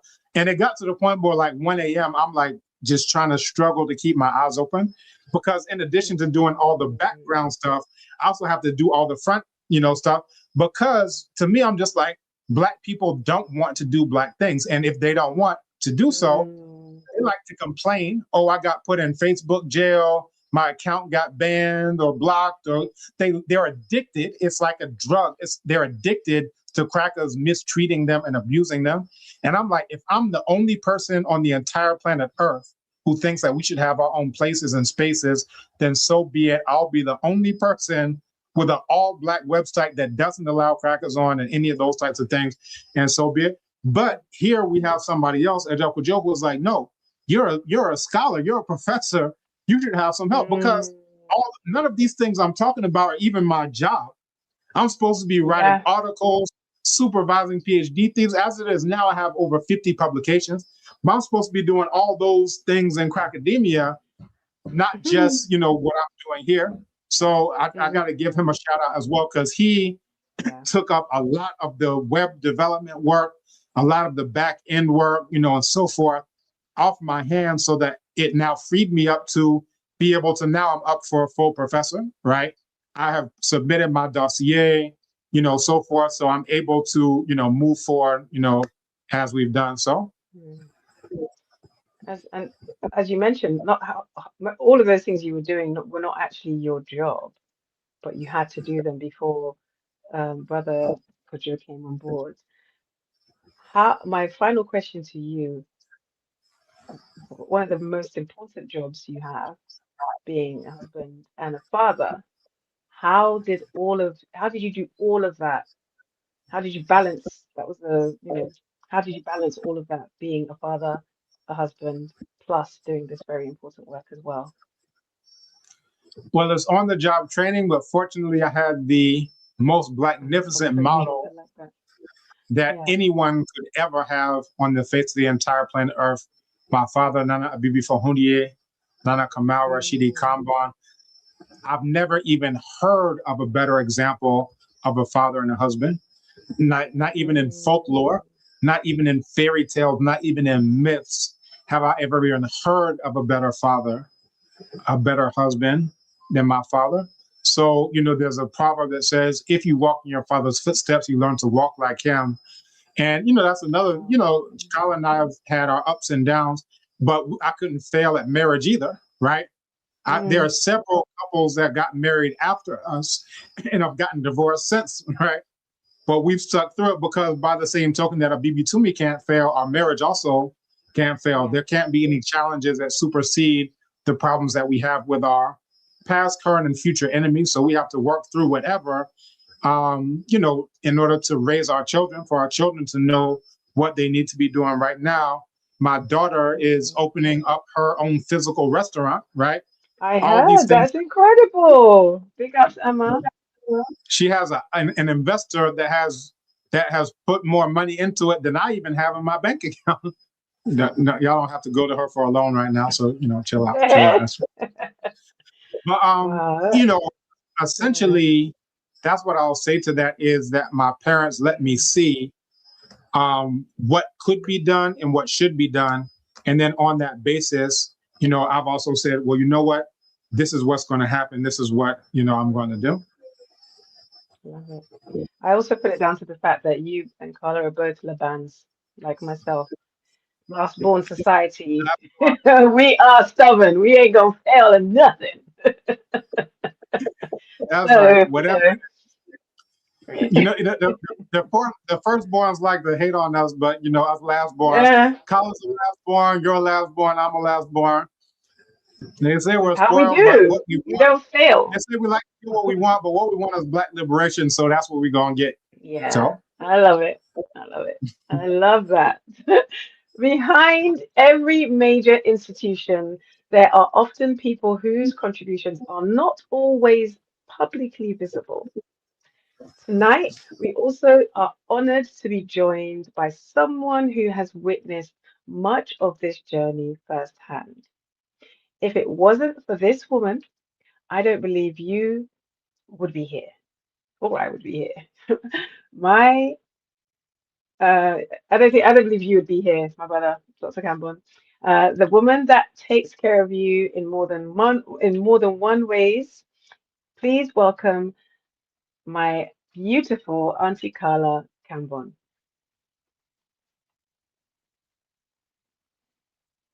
Hello. Oh, I think you're still on mute. Uh-oh. I also want Okay, to can take you this hear me time out now? to say thank you so much to Ɔbenfo for that fantastic interview. I'm sorry I forgot to mention that earlier. It was brilliant, very insightful. But right now we have the beautiful Auntie Carla Kambon. Welcome. Abibitumi, Abibifahodie, welcome. Thank you, Uche, for having me, for calling me in. You're so welcome. Well, I've got a few questions for you, and I'll be honored to hear your answers. What sacrifices do people perhaps not fully see that you've had to make behind the scenes? Okay. Ooh. Definitely, looking back in the past 20 years, there's a lot of sacrifices. As we all know, Abibifoɔ is pretty busy on the career front, but in addition to all of that, we also were and still are homeschooling parents. So our children are pretty much with us all the time, and the family grew over the 20 years from one child, two children, 3, 4, 5 children. And we moved to a lot of different places. We started in Chicago, the United States, and then eventually, got to Ghana. And even in Ghana, we moved to a lot of different places. We had multiple businesses we were running aside from Abibitumi, which was then Abibitumi Casa. So we were running an African-centered school, a school for Black centered education for our children here in Ghana called Abibifahodie Black, and that's Black Liberation School. So we were doing we've been doing a lot of different things, doing community work. So all of that, I can even talk about how as Ɔbenfo, I think there was a time when Ɔbenfo was teaching a language class, and I was pregnant at the time, and I ended up going into labor while he was teaching a class and birthing my child, my third child, which is Akosia, by myself while he was in the class. Wow. So I, just everything, all types of things are going on and behind the scenes. So behind the scenes of a class, our baby was pretty much birthed behind the scenes. So, just a lot of things. And at the same time, I've been there to help with supporting and helping with the growth of Abibitumi. I was there watching him as he built the website from scratch, with the HTML and everything that he mentioned earlier, to now physically being here and watching the physical building being built, being here and living in the building without doors and windows and doing all these things, just and going through all those types of sacrifices to see the vision grow. So it's been definitely a journey. It's been a wonderful journey. And there's more to come. There's more to see, more growth, and more wonderful things to come from this. Definitely. Yes. As we're reflecting during this introduction to this 4-day celebration, how does it feel for you emotionally? Has anything come up in you emotionally? Any specific moment that you're like, yeah, I remember when we said we were going to do that, and then now it's here. It's like, how does it feel for you to see this reflection and celebration tonight? I guess now that you talk about it, it's been the growth of Abibitumi. I guess I can track it with the growth of our family, with the growth of our relationship. Everything is intertwined. So in that sense, I can see how what has been built, this institution, is pretty much the culmination of everything that we have done together as a family, and really seeing his vision become a reality, and how our family has worked hard to make this something that is historical, and it is a legacy that will live forward to the next generation, which makes it something that's very powerful, not just for us, not just for our family, but for all those lives who have been transformed and touched by what we were able to do from an online platform. People's lives have been completely changed. So, it's I guess emotional in that way, or it's touching in that way, and it's powerful in that way. Incredible. Just like yourself, you have to be a pillar of absolute strength to be a steadfast contributor, support to your husband, plus doing one of the most, if not the most important jobs we have as women, birthing lives, and doing it alone for your third child. I am aghast, and I am honored to have had this conversation with you. I just want to say thank you so much, Auntie Carla. Thank you, Uche. And Ɔbenfo, Ọbádélé, Kambon, thank you so much. I do want to say one thing. I'm sorry, Uche. I did want to say one thing, that a lot of the growth that I've seen in Abibitumi has been also transformative, not just because of what we are doing with the education, but there's a lot of miseducation out there. So this has been one of the strongest ways that we've been able to help re-Kemetize ourselves and de-Amuize or de-whiten ourselves from all of these things that are influencing us and moving us away from who we are, and the power that we must take back and reclaim for ourselves. So even from the beginning, when Abibitumi started, I was there. They have this thing called Member of the Month, where you gain points, and then whoever has the most points becomes Member of the Month. But at that time, there were no points. People voted you to be the Member of the Month. So I was one of the early Members of the Month. You have to be constantly posting, putting in meaningful comments and things like that. And, I was one of those people who was constantly on there to help build it up, as well as, moving forward and helping to build watching Abibitumi go from being a focal point for language learning to having flagship programs like the ones we have now, like the Abibitumi exclusive seminars, which is what I spearhead, which is is one of the main services that we provide. That's also a focal point for monetization and the growth of Abibitumi as well. So just wanted to talk about that growth as well, and looking forward to the transformations that can come out of those types of things. Transformations that have helped change people's lives, and I mentioned that earlier.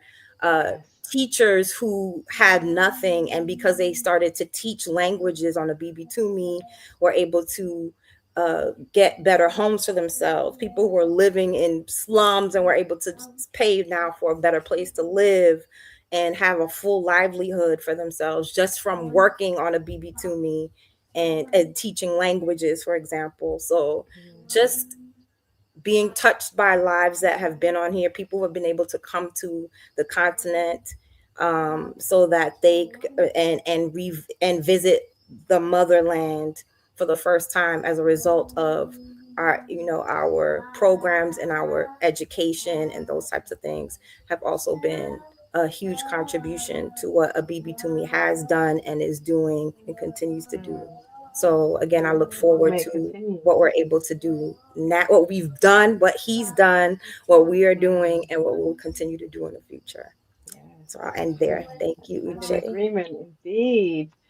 Transformations, wealth building, something that is what we need to continue to do and uplift ourselves as the Black community. You both are spearheading that so inspirationally. Thank you again for your contribution. And at this point, I'd like to ask you both to head into the background just for a minute whilst we hear from some of the long-term users on the platform. Please, can everyone continue to show your appreciation in the comment section? That would be much appreciated. Now, we move into a very important segment tonight, honoring some of the individuals who helped shape the early journey of Abibitumi. First, a philosopher, author, and scholar whose work explores African linguistics, cultural and traditional systems. A researcher, who is deeply respected for his work, decoding the linguistic ambiguity of African languages and his extensive study of Medinecha. Beginning his studies under the legendary Dr. Dr. Yosef Ben Yonatan in 1977. He later studied with scholars including Dr. Aman and Dr. Obenga. He is the author of the most important works exploring African oral traditions and linguistics, including the ambiguous nature of words. Please welcome Baba Seba Akinjide.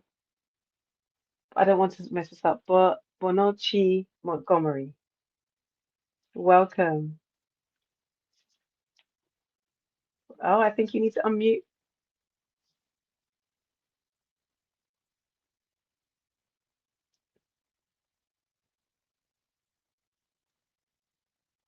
We need to unmute his microphone. Ah, there we are. Good evening. Can you hear? Oh, I can't hear him. Hello?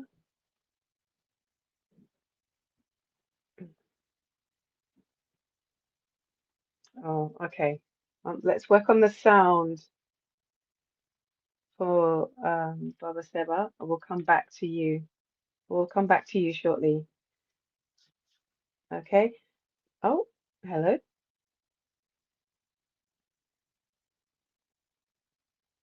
Everything's gone quiet. I can't hear anything on my end. Right, next, we'll just move on swiftly.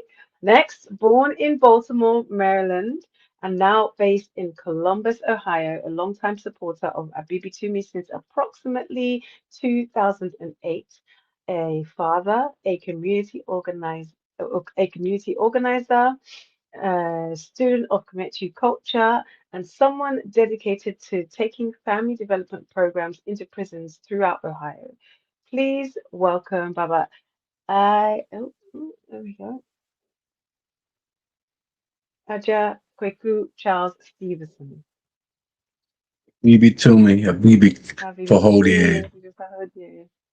Thank you for joining us this evening. Thank you for having me. Can you give us an overview of how you're feeling emotionally about Abibitumi turning 20 years and how you feel about the growth, expansion, developments, and transformation of lives that we've talked about this evening? Well, I'm feeling kind of overwhelmed from the beginning when I first became involved to now. It's 500 degrees better, you know. Wow.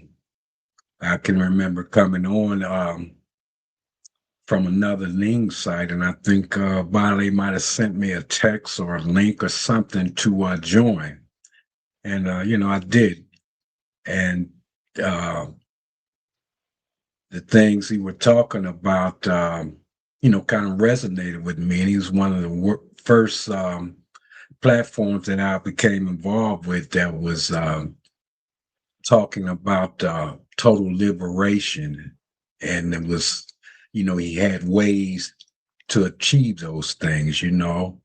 One thing that attracted me to the site initially was the fact that I was able to meet the people behind the scenes, which was primarily Ọbádélé, a couple other people. But, you know, that was the first platform that I've been on where I was actually able to physically talk with someone. Right. A question for you. Why do you for you Baba Seba? Can you hear us? Can you unmute microphone? Hopefully we can get to hear from you too.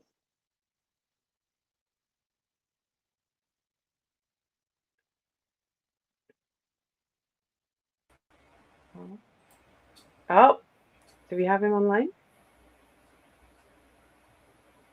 Hello?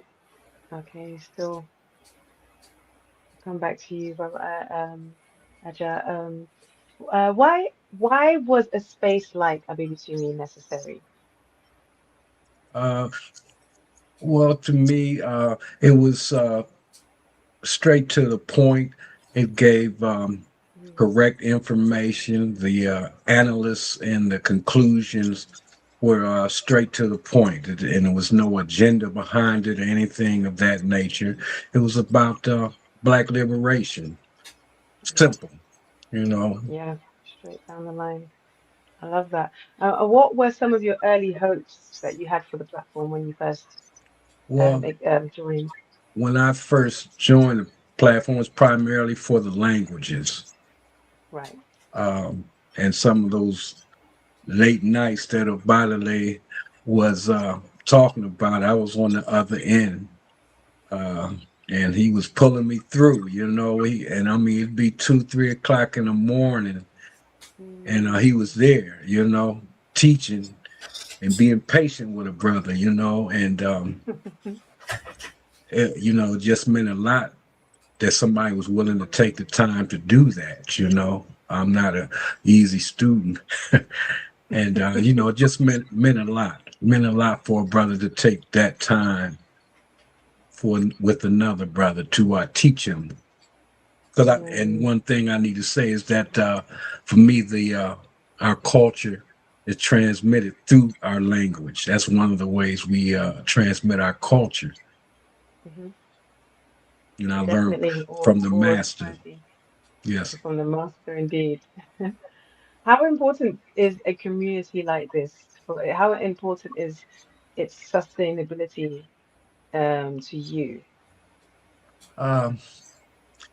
Very important. It gives me correct, life-saving information that gives me the opportunity to act on. You know, one thing that I admire about this platform and the Kambon family, and I think it was spoken about earlier about transformation over conversation.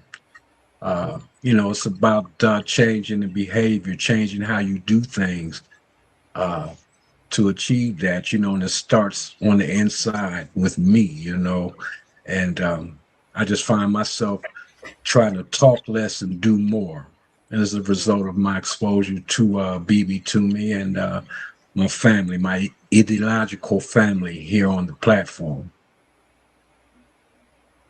Love that. I love that. I just wanted to shoot the same question to, can you hear us now? Can you, Baba Seba? Yes. Onochi? Can you hear me? Oh, yay, we can hear you. Fantastic. I don't I know. would love to shoot the same question to you about how you feel emotionally 20 years into Abibitumi. How does it feel for you to be sitting here and just reflecting over everything that has happened, the growth, the transformations, and how it feels for you with your growth and transformation Same way. within the community? It's kind of overwhelming. When I Mm, first met Ọbádélé, I was definitely impressed with him. And one thing about him that I was impressed was that uh, he was a black nationalist, and he was a black nationalist who didn't apologize for it. And so associating with someone like that, it also encourages you. So yeah. I always say that as old as I am, I learn a lot from the youngsters at Abibitumi. Mm, incredible. And it's I guess it's a way to stay connected and also enrich us with your knowledge and wisdom as well. What role do culture and spirituality play in maintaining Black institutions such as Abibitumi? Could you say that again, please? I missed that. Yes, I'll repeat it. What role do culture and spirituality both play in the maintenance of Black institutions such as Abibitumi? It is the foundation. It's culture. Yeah. Spirituality is everything. Spirituality is actually life, but spirituality is how you live life. Too Mm, often we want to associate spirituality as just an appeal to abstractions or to the unseen world. But spirituality is really how you live your life. And uh, at at at this website, that is based on interactions between Africans. And that's something that you really don't get. We have been so brainwashed until we think that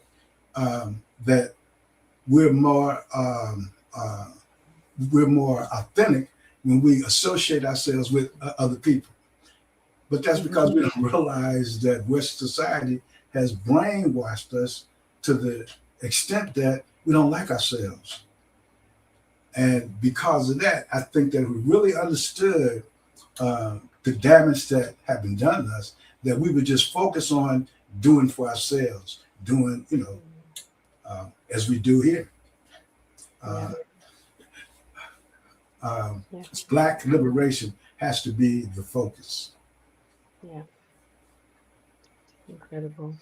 Well, thank you both for all your many years of dedication to our people and for the support. We're truly grateful. Thank you both so much. And honestly, one thing that tonight continues reminding us is that institutions are never truly built by one person alone. It does take a dedicated community who are willing to support tooth and nail. And even when one individual becomes the public face, there are always people behind the scenes helping to hold the structure together. And this brings me swiftly to, so I thank you both for joining us this evening. And I would like to encourage you to enjoy the rest of the evening whilst I move on swiftly to our next segment. I'm going to introduce um, Jack Joke as a member. I mentioned earlier, some people are loud contributors. Others move quietly, strategically, and consistently. And often those people become the glue holding everything together. Tonight, we honor someone many people within the Abibitumi family describe as one of the true heroes of the platform, a man of calmness, wisdom, humor, and discipline. Someone who sat at the feet great ancestors, uh, of great ancestors, and we are so honored to have him here with us tonight. Please welcome Ajakojo Tokumbo. Aha. Hello, Abibitumi, Abibifahodie, my brother. It's rare that I get to come on camera and work behind the camera, so this is a rare opportunity. Because we still need you behind the camera, you know that now. You're doing a black-tastic job, by the way, Madasi. Oh, thank you so much. Hallelujah. Oh, so I have a few questions for you. Okay. What do you remember most about the early years of Abibitumi? Woo-wee. I remember going through a phase of trying to appease to everybody in terms of features and just trying to piece two things. You know, we had an inside kind of inside joke saying it was like we were running a black dentistry, but we were trying to pull teeth to get people to realize to come off the other platforms, come on the Abibitumi. I realized as well that if you want something done, you should, you know, pick up the mantle and try to do it yourself. Another thing I learned, but primarily we learned that, you know, information alone does not transform people. I think it was one of the early lessons we learned. And as we went through, we kind of shifted and evolved our mission of Abibitumi from, you know, just bringing information to now trying to focus on transformation.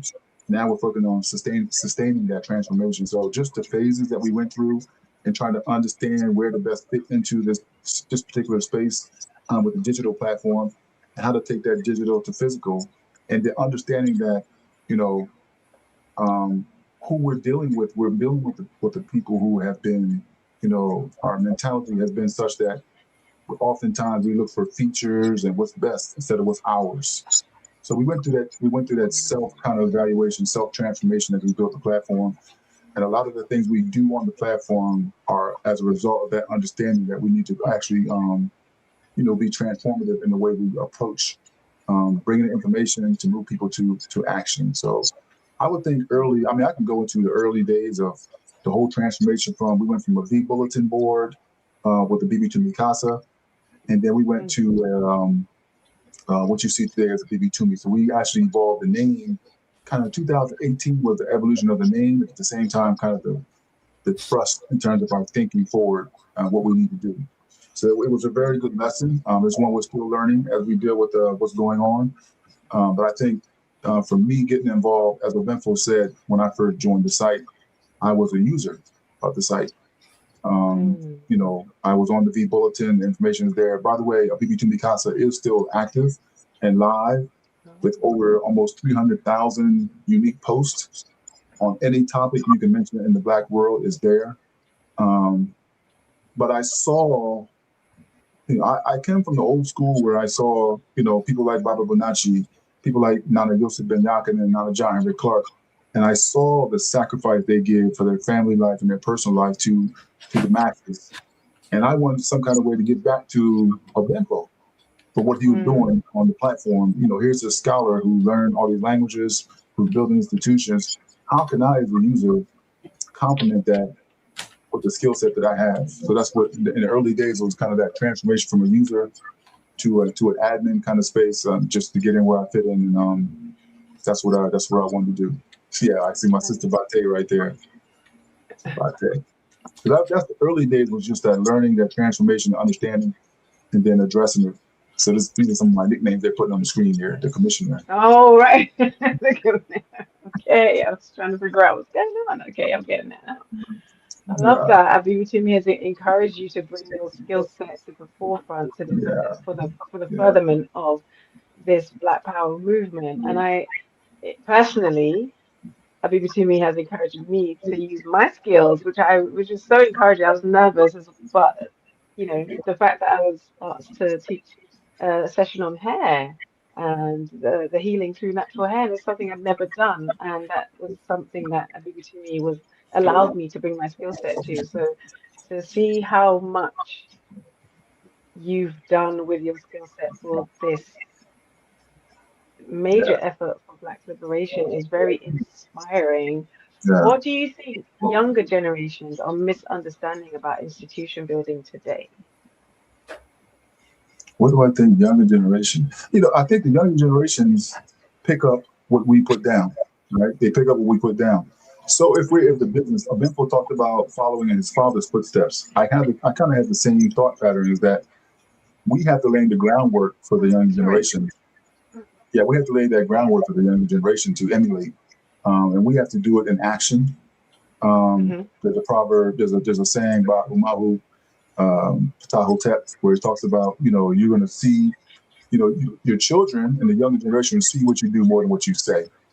We can say all these things, but I think the younger generation, we owe the younger generation and the generation yet to be born, we owe them actionable, tangible outcomes. Baba Kamal used to talk about the tangible outcomes.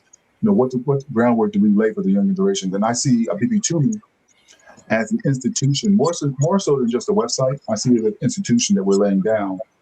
That's a model of social infrastructure who can go from digital to hiring all people, bringing your skill sets to the table.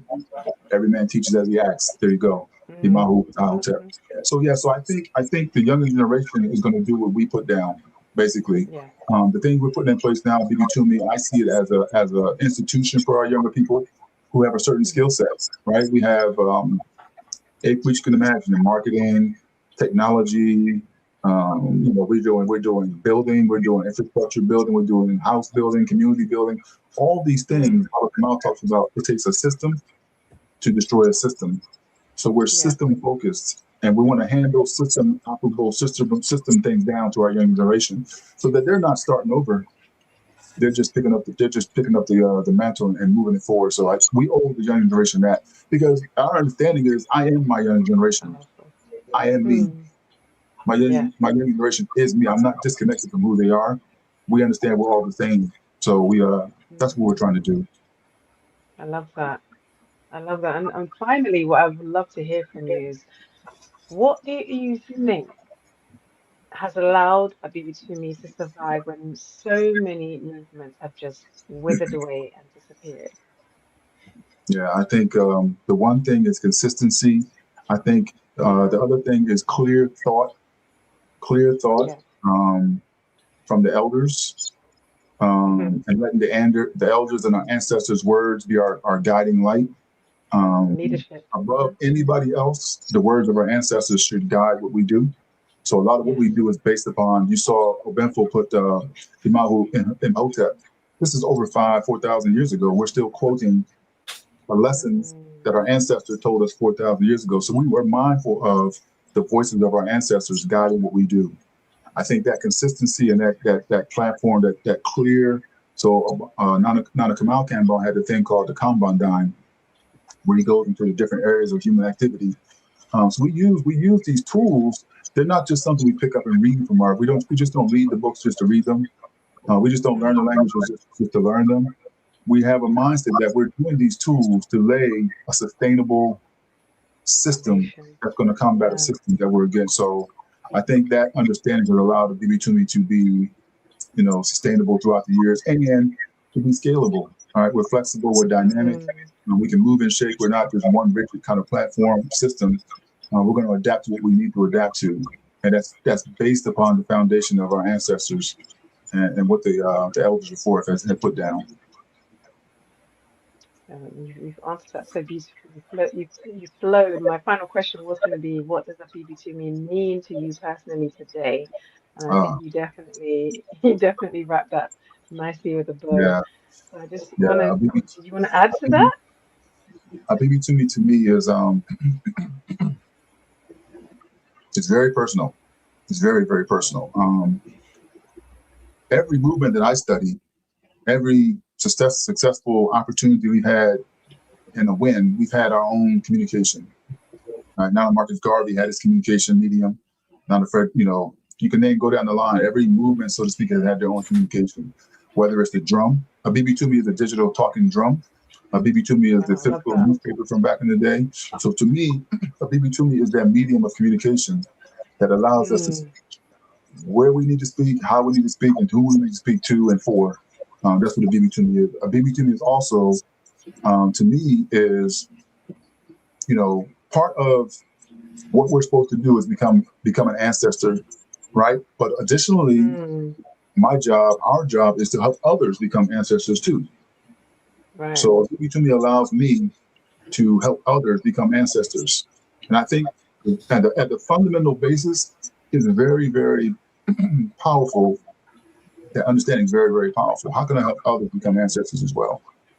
So we're not in this kind of like, I'm just in it for me kind of thing. I want to get all these accolades, you know, pat me on the back. I did a good job. But what did I do with what I had while I was here in this iteration of who I am to help others become their ancestors? So for me, Abibitumi is that link to allow me to do that job. That's amazing. I just want to thank you, Brother Ajakojo, and give you your virtual flowers for all that you do for Abibitumi. And I'm sure everybody is feeling exactly the same way. Please drop your comments in the chat and just let Brother Ajakojo know how you feel. Thank you from all of us. And just a registration reminder. Yes, thank you all so much for contributing, and I hope you're enjoying what you're seeing so far. Yeah. Thank I'll you go for joining backstage us. now. Go backstage now where you belong. No, I'm joking. Yeah, got you. Thank you very you. much. You're so welcome. Once again, everyone watching from around the world tonight, please don't forget to register at abibitumi.com, create your profile, join the community, become a part of the institution rather. And please continue supporting the remaining events taking place throughout the anniversary weekend. Tomorrow, there is the launch of the Abibitumi Film Club featuring Abuna by Abraham Hali Buru. And Saturday, the launch of the 2026 Abibitumi Conference and Abibitumi Abibifahodie Film Festival. And on Sunday, our final evening, the launch of Deconstruction of Black Civilization, hosted by my sister from another, Amake Abebrese, our formidable Ɔbenfo's most recent release. You have to be there on Sunday. It's good. It's unmissable. So please continue sharing the live stream and inviting others to join. Now we move into a very special part of tonight's program, and that is family and community reflections. Because behind every institution, behind every movement, behind every visionary, there are also family members, loved ones, supporters, and community builders whose presence helps to sustain the work over the decades. First, we welcome a creative force whose work spans media, storytelling, music, podcasts, animation, film, and education. Together with Sister Niara, oh my gosh, I hope I don't destroy this. Ije Wale Omolara Quinto. Please, if I said it wrong, please, you're gonna have to correct me. But what a beautiful name. He forms one half of the Quento word inspired by teachings, research, and examples of our warrior scholars and Nana Nom. It is them who created the Blacktastic film we just saw, and their mission is to translate Black powerful wisdom into forms accessible to people in film, animation, music, dialogue, education, and storytelling. Because as energy transforms, so too must mediums through which wisdom travels. Their work centers around building Abibitumi, Black Power, in its pursuit of Abibifahodie, Black Liberation. Please welcome uh, um, Ajah Bakari, Kwe, Kwedu or Obataye Kwentu. I'm so Value. sorry. It's such Value. a beautiful name, and I'm sounding like an Weibo person. Please, can you just sing your name for us all so that we can get the true, the true power? Please pronounce it for all of us. And Bakari For me. Kwajo Obataye Quinto. And then Yeah, it was Obataye. Niara Ijawale Ijawale, Omalara yes. Omalara, Quinto. beautiful. And Beautiful. It's Ijawale. I was getting confused, but Ngbegda Ama. Am I saying that right? hmm? Ngbegda Ama. Trying to say good evening to you in Igbo. I'm probably Oh, butchering oh, it. I didn't get that. Good evening. Oh, say it again. Okay, I'm saying Mbegda Ama. You make that one. Is that good evening? I'm messing it Oh, up. man. All good. I'm gonna move swiftly on to the next to the On question. the wire is going to help me with this one. Yeah. Well, thank you, Brother Quentin. We've thoroughly enjoyed all of the visual representations. It's been so amazing to watch this evening. How important, with that said, how important is media in preserving and transmitting Black knowledge today? Oh, it's very, very important. And, Mm, we really appreciate the hard work that Ɔbenfo, Sababinachi, Kwajo, all the luminaries, the families, those who will be speaking later mhm. as well, the groundwork that they laid. Myself and my wife, Niara, we were taking in all the spectacular work that they were doing, and we were trying to find ways to transform some of the lectures, some of the books, some of the things that they were doing into a another way to receive the information. So we were like, maybe we could do like an animated series, maybe we could do music, different things. But we think that our people need all of it. They need all the different ways to be able to understand what we need to do as Black folks, and Abibitumi has provided a platform for us to be able to do that. So much appreciation to Abibitumi for laying the groundwork and Yeah. having a platform where we could do that. I saw in the chat, innovative. It popped up. Innovative couple. Abibitumi's innovative couple. I love that. That's right. About I to put love that that. K on there. That's right. Yes, got to. So, what role did Abibitumi play in shaping your journey? A major one actually. I jumped on Abibitumi back in 2018.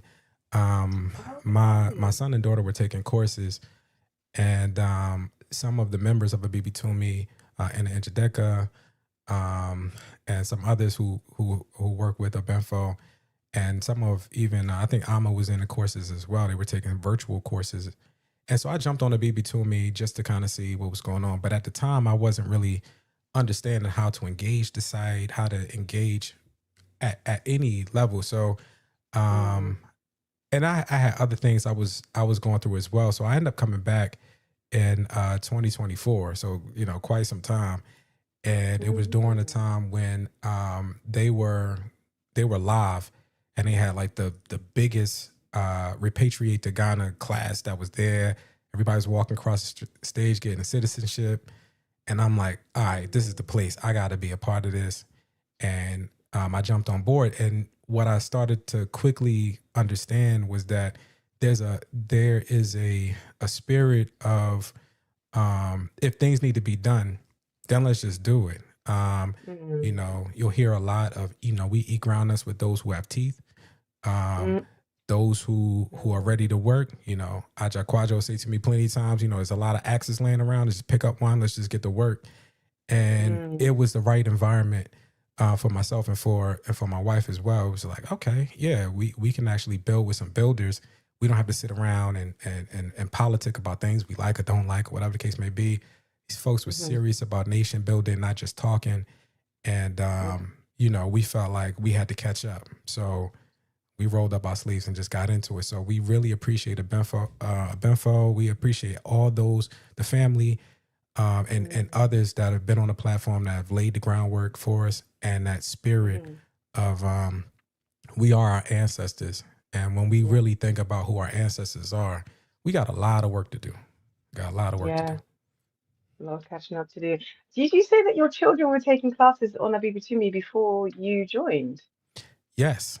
Well, it wasn't Wow, on Abibitumi. They were working with those who are on Abibitumi, and we were encouraged to, you know, to engage some of the parents and stuff like that on there. And so, I mean, anybody who sees the site, I mean, it was an upgrade earlier today. It's constantly updating, constantly. You get new modes, new features, new whatever. And so at the time, I wasn't really understanding how to engage. And it's something that, again, Aja Quadro say a lot of times, and Abibifoɔ said again, it's like, you know, our people can be feature first sometimes as opposed to being race first. And at the time, unfortunately, I'm like, the feature wasn't hitting. I don't know. And so I don't know. Already you're a media person, so yeah.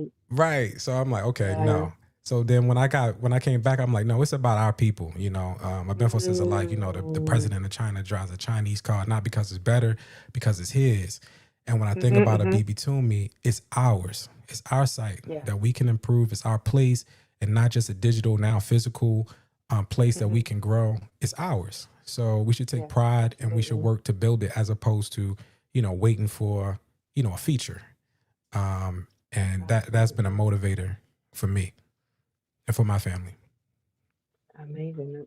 I 100% agree. And you've again answered the question I was about to ask you, which is what responsibilities come with creating African-centered media today? I don't know if you want to add to that. Yeah, I think that there's a lot of, again, and I'll go back to say, you know, Abibifoɔ speaks a lot about this. There's a lot of mess going on in cesspool media, a lot. You'll hear people saying the same trends every year. It's like a new word or phrase is being released. People go viral because they're spreading viruses all over the place. And so we have a responsibility to provide our people with, basically, it's our responsibility to restore Ma'at. And that means that we need to drive our ISFET. And to be on a platform that's all about, to be on cesspool media, that's all about just like promoting all kind of ISFET. Abibitumi comes in and say, no, we're not going to do that here. So there's a heavy responsibility for us to do as much as we can, and that's what we're doing. I mean, there's a lot of stuff that we're doing as a family only because we haven't seen it, and we want to provide Abibitumi with exclusive material. So when people do get there, they're like, wow, they got a lot of stuff going on. They got, you know, they got music, they got videos, they got all kind of things that promote our way. Because if you look anywhere else, they're promoting all kind of trash. You don't see what a black family is supposed to be. You don't see what a black nation is supposed to be. When you close your eyes and you say, okay, if black people had power, what would it look like? Most people have no idea other than just black people doing what crackers do. So we're trying to provide people with an image of what it looks like when we're doing things a Ma'atic way. Because you're really not going to see that in cracker media, nor should you. So that's our responsibility. I love that. And for the youngest looking grandfather you'll ever see. I don't know why I told you that, right? Yeah, well, I'm saying it for myself. I mean, this must mean a lot to you because now you're responsible for two generations, you know, your child and now your grandchildren. So you're leaving you're both of you and my beautiful sister are both creating legacy along, you know, with Abibitumi, and that is so special. And on that note, I really want to say thank you, Brother Bakari, for being with us today. And please greet my sister and send her my love. I will. Unfortunately, she wasn't able to be here on the camera. She has some family things to do. I do want to say one thing about the grandparent thing. When I hear Abibifoɔ speak about the great work that his ancestors have done to be able to pinpoint that, and I think about that for my own self, I want my granddaughter to be able to say the same thing, to be honored by the work that we do. So I'm very much encouraged by that. I got chills. That's amazing. Yes. Oh, thank you so much for all your great work. Appreciate you, sis. GC, K1. Next, next we welcome an entrepreneur, consultant, media personality, and community activist deeply committed to creating social change through economics and institution building. Born and raised in the United States, she later became one of the members of the diaspora granted who were granted dual citizenship in Ghana during the historic ceremony held at Jubilee House under President Nana Akufo-Addo. Since then, she has continued building bridges between continental Africans and the Black diaspora through businesses, networking, development, and community work. With more than 20 years of experience as a business consultant, she has helped a wide range of businesses launch, scale, and grow. From contractors to realtors to medical professionals, technology firms, and even rocket scientists. And through new business solutions and other initiatives, she continues supporting economic empowerment and collaboration between Africans globally. Please welcome Nana Nataki Kambon.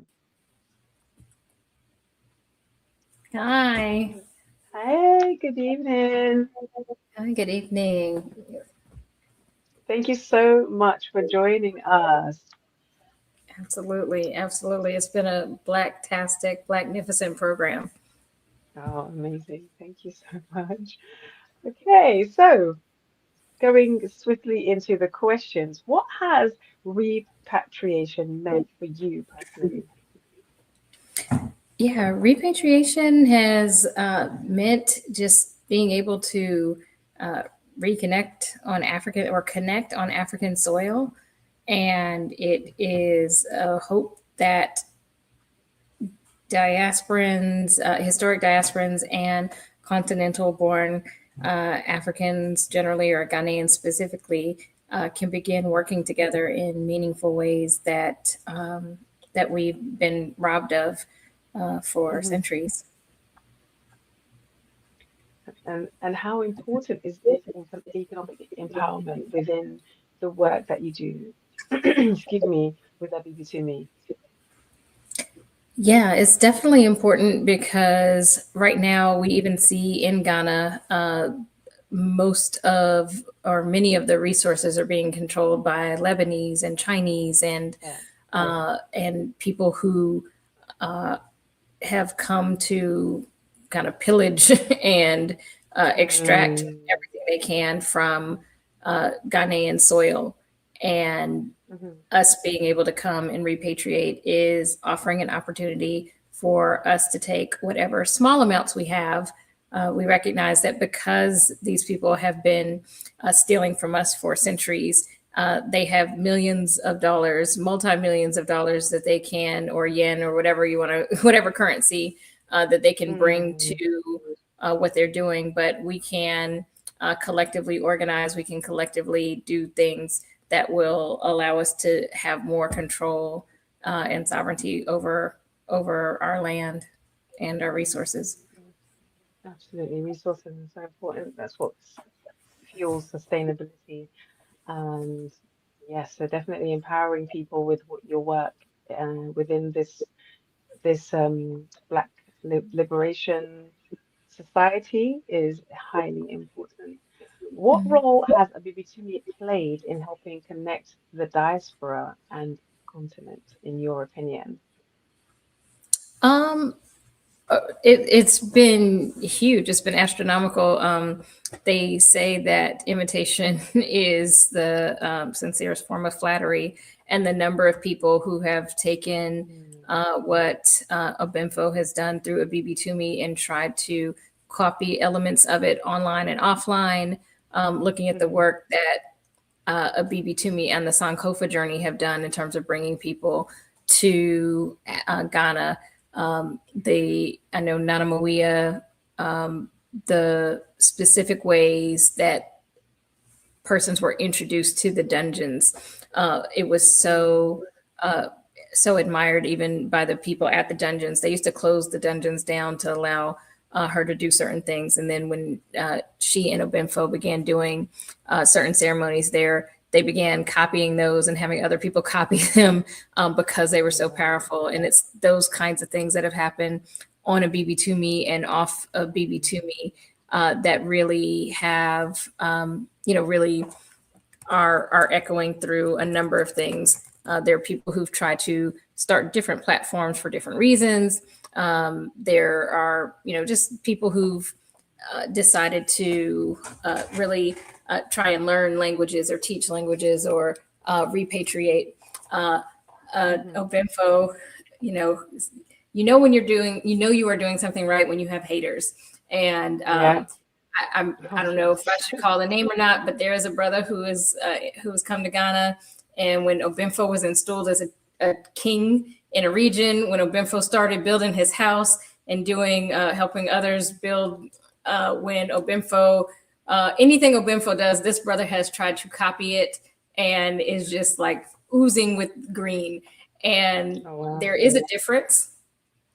There is a difference between, kind of emulating what someone is doing because you admire and you want to replicate it. But then because we haven't all addressed our mental health issues and concerns, there's some people who just look at copying you because of jealousy or whatever it is.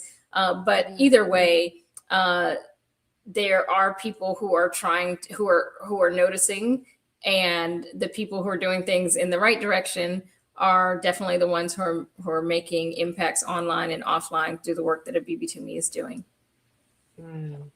It's so interesting that instead of joining the liberation, you're trying to work alongside it and even thwart what's going on.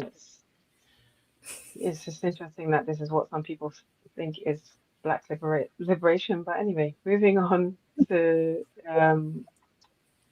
the next. So some people wear Black liberation like a costume rather than as a way of, exactly. And so yes, that's a way of life. Yeah, and those people will never succeed. And that's what excites you? Yeah, exactly. Right. What excites you most about the future of global African collaboration for those who actually want to collaborate? Yeah. So through the number of things that Ɔbenfo is doing, he and I co-founded the Decade of Our Repatriation Initiative. And at the core of that, it's looking at 10 years of historic diasporans who are already in Ghana and those who may want to find a way to connect with Ghana, either to live, work, go to school, retire, build, invest, any number of things, give back. It's looking at how people make that happen.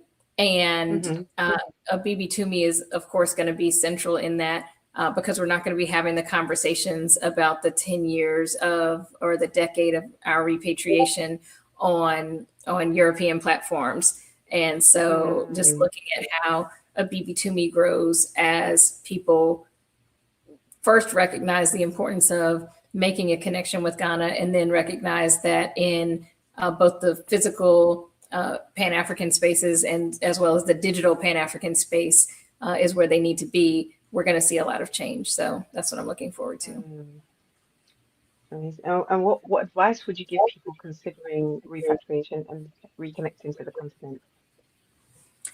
Yeah, I don't want to take up too much time, but I tell this story all the time. When I came on the Sankofa journey one year, and I really, even though it was something my mother did for years, I think I came as more of a spectator. I didn't really see like myself connecting with Ghanaians. Not intentionally, but it was just like, okay, I'm on a tour. Even though the Sankofa journey is not a tour, it was kind of how subconsciously I was looking at it. But Mama Kala organizes these amazing activities, and she had organized a business expo, and there was a panel with 13 people on it, which is a lot of people on a panel. And Ɔbenfo was number 13. And the 12 people before him talked ad nauseum about, oh, well, I came to Ghana and I got robbed. Oh, I came to Ghana and I lost all my money. Oh, I came to Ghana and blah, like it was just horror story after horror story. Oh, I had to go back and forth a bunch of times because I lost all my money and blah, blah, blah. And he was number 13, and he was like, well, I came to Ghana and I got my PhD, and I got my blah, blah, blah, and I got this award, and I was the best blah, blah, blah, blah, blah, and I've got land, and I got installed. And I was like, wow, what are you doing? Like, how? And as a consultant myself, you know, I always hope that our people get over the notion that we have to learn everything from zero. We have to start everything. Some people want to wear this badge that says, aha, I'm learning everything. There's, you know, there is something to be said for intelligent people who recognize that the best strategic move for yourself is to take what other knowledge someone has and apply it so that you're not starting at the starting line. You're like 2 inches from the finish line. And when I heard him say all that, I was like, I don't know what those people did, but I hear that they came to Ghana on their own. I'd like to pay him so I don't have to go through any of that. And that's how, you know, with that suggestion and working together, that's how Repatriate to Ghana was formed. And so I said that to say I'm sorry, I even got lost in the question with the story. I'm reflecting on some of the stories.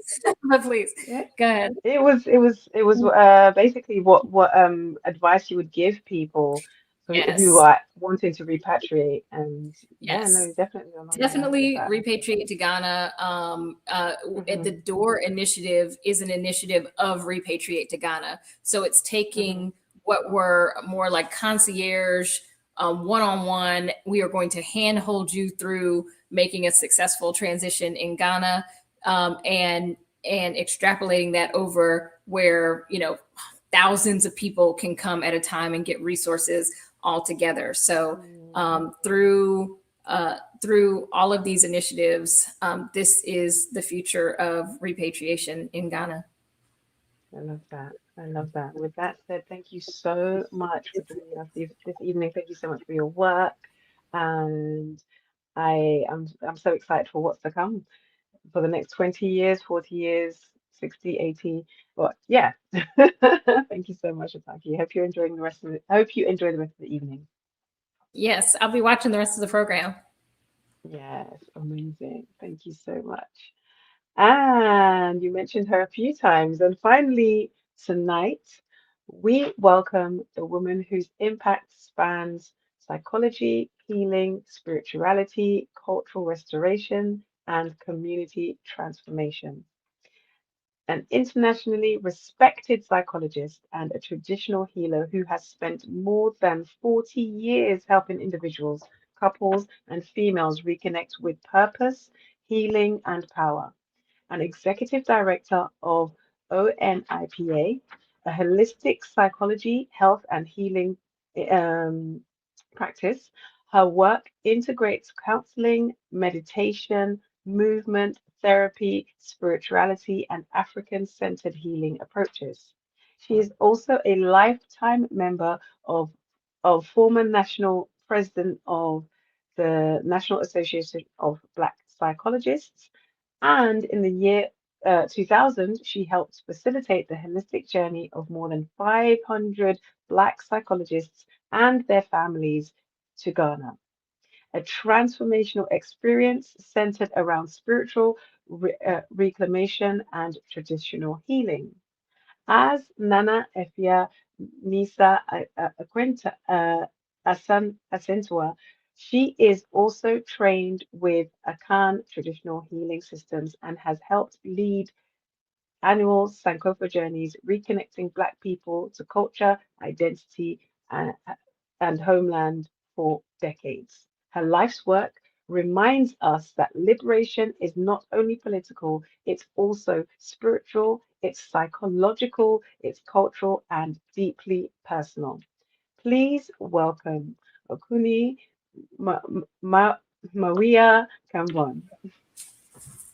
Greetings, Oche. I know that was a mouthful. It was a mouthful because you have so accomplished, and it's such an honor to interview you this evening. Last but definitely not least, the woman that birthed the great Ɔbenfo. What emotions come to mind as you're reflecting on the 20-year journey that Abibitumi has been on? It's truly emotional to watch the success that is still growing within him, his love for our people, and to have, he hadn't even realized until a few weeks ago that it was the 20th because he does so much work. And that was the focus. The work, not necessarily him in the work. So as you've heard his journey, his thrust was that this was going to work. It could not fail. And so, the many sacrifices, much blood, sweat, and tears, and many challenges along the way. There are those who could have helped but chose not to. And there are those who were there with just pure love, that had skills, etc. Everything, I can't tell you how many times Abibitumi Casa and Abibitumi has been hacked by haters. We expect that. So always having to upgrade, always having to turn. And instead of people trying to find ways to assist, they will just leave when there's a problem. But they won't necessarily support so that it can grow, because anything great requires, as he talked about, those other platforms have billionaires running them. His little University of Ghana salary doesn't do much for that, but his will is stronger than all of that. And so deeply emotionally impacted by seeing all of us here today speaking on their experience with the Abibitumi. Yes, it must be very emotional for you. Uh-oh. Sorry. Pardon me. Okay, moving on to the next question. Why is healing such an important component to Black liberation? Oh, that in some ways people have spoken on this without necessarily naming it this way. When the whole purpose of DOOR is to educate people before they come here, so that they don't come with a lot of the baggage, a lot of the thoughts, a lot of the expectations based on our enslavement and colonization over the years. And what that means is that we aren't even aware that there's a big cancer within us that needs to heal. And that cancer is colonization, enslavement, and how we have incorporated into our beingness, just into who we be. We're sometimes wondering, a brother who's on here today and spoke said, well, how did we get this way? And I said, we all, those of us in the US, went to their schools. We never had an option but to be programmed to, one, hate ourselves, and at minimum, not to aspire to the greatness that Black people have been, because you were never taught that. If you were fortunate enough to be in an activity or program aside, it could only take a bit. And as Ɔbenfo talked about his experience in elementary school, etc., we didn't know the pain. We should have, but we didn't know the pain that he was going through. And when we asked him about it, well, why didn't you tell us? He said, you put me there, so that was very painful, to know that these were experiences and he had trusted us with his life. And we put him in an environment that did not allow him to grow. So when you talk about healing, there's so much our people have to heal from before we can even be Black people, before we can even be productive. And we can't talk about pointing to the little things that some of us have accomplished and say, as Nataki just talked, emulating people is good. But you got to be able to stand in your own spirit. We all came here with a purpose. And it's difficult to fulfill that purpose if you don't know that some things, some people are trying to interrupt and interfere with who you be. So that's how healing is important. And Abibitumi has been a platform that has allowed me to do many workshops on just that topic. Healing. Interesting. It's funny you say that you felt like you put him in an environment that didn't allow him to grow, but I actually think in a way that was training his baby muscles because the resistance he comes up against daily now is like bouncing off him, like, you know, he doesn't even touch him because he was able to start building that resistance from such an early age. Because you don't really know what you're up against if you're not thrown into the lion's den. You don't know what your fight is for if you don't. So I think from an early age, it was the way the creator wanted it to be. That's right. He had to build that backbone, you know. He always had his ancestors surrounding him to make sure that he would not fail. But just as a mother listening to those challenges were a little painful. It must be tough. Even though I have a role in the world, I understand, that we're given these challenges to help us grow. Yeah, but you gave him the armor to fight and to stand strong. So that you could definitely be celebrate. You can celebrate yourself. Thank you so much. I'm going to move on to our final question for you this evening. What does 20 years of Abibitumi mean to you personally as a mother and an elder? 20 years,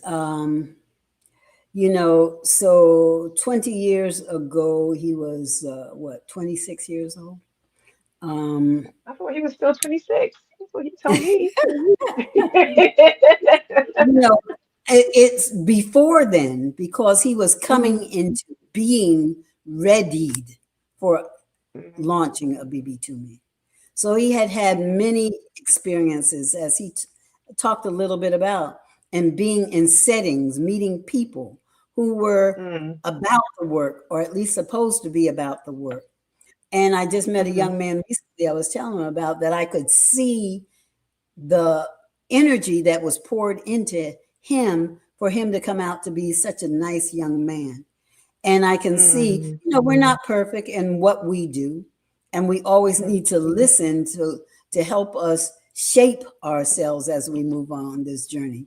But from where he came from, he had at one point no support, sometimes little support, sometimes conflict. He was steadfast in that he knew that his ancestors had accomplished much, and so therefore he could not fail. And seeing that in him is so powerful, so powerful. And part of the challenge too, I mean, he and his father talked a lot. He would have him to sort of bounce those emotions off, that how hard is this, etc. No complaints, but you could see, and his father could see the challenges that he was facing with so little support and so determined to be. So what I've experienced over this 20 years is watching him grow. I look forward to more and more people with their skills, with their resources, with their money, supporting Abibitumi so it can become greater than it be right now. And it is great. This is a community unparalleled. And with those you've talked to some today who have been a part of the journey, there is no limit to what Abibitumi can be in and of itself, and particularly for our people in our development. It is a healing space. Yeah. I love it. It is a healing space. It really is. Wow. Thank you so much for your contribution. I don't even know where to start. You contributed his life. You contributed encouragement and weapons to fight spiritually and medicine to heal. And I have to say we. everything. So I thank you Yes, for you, of course. Yes.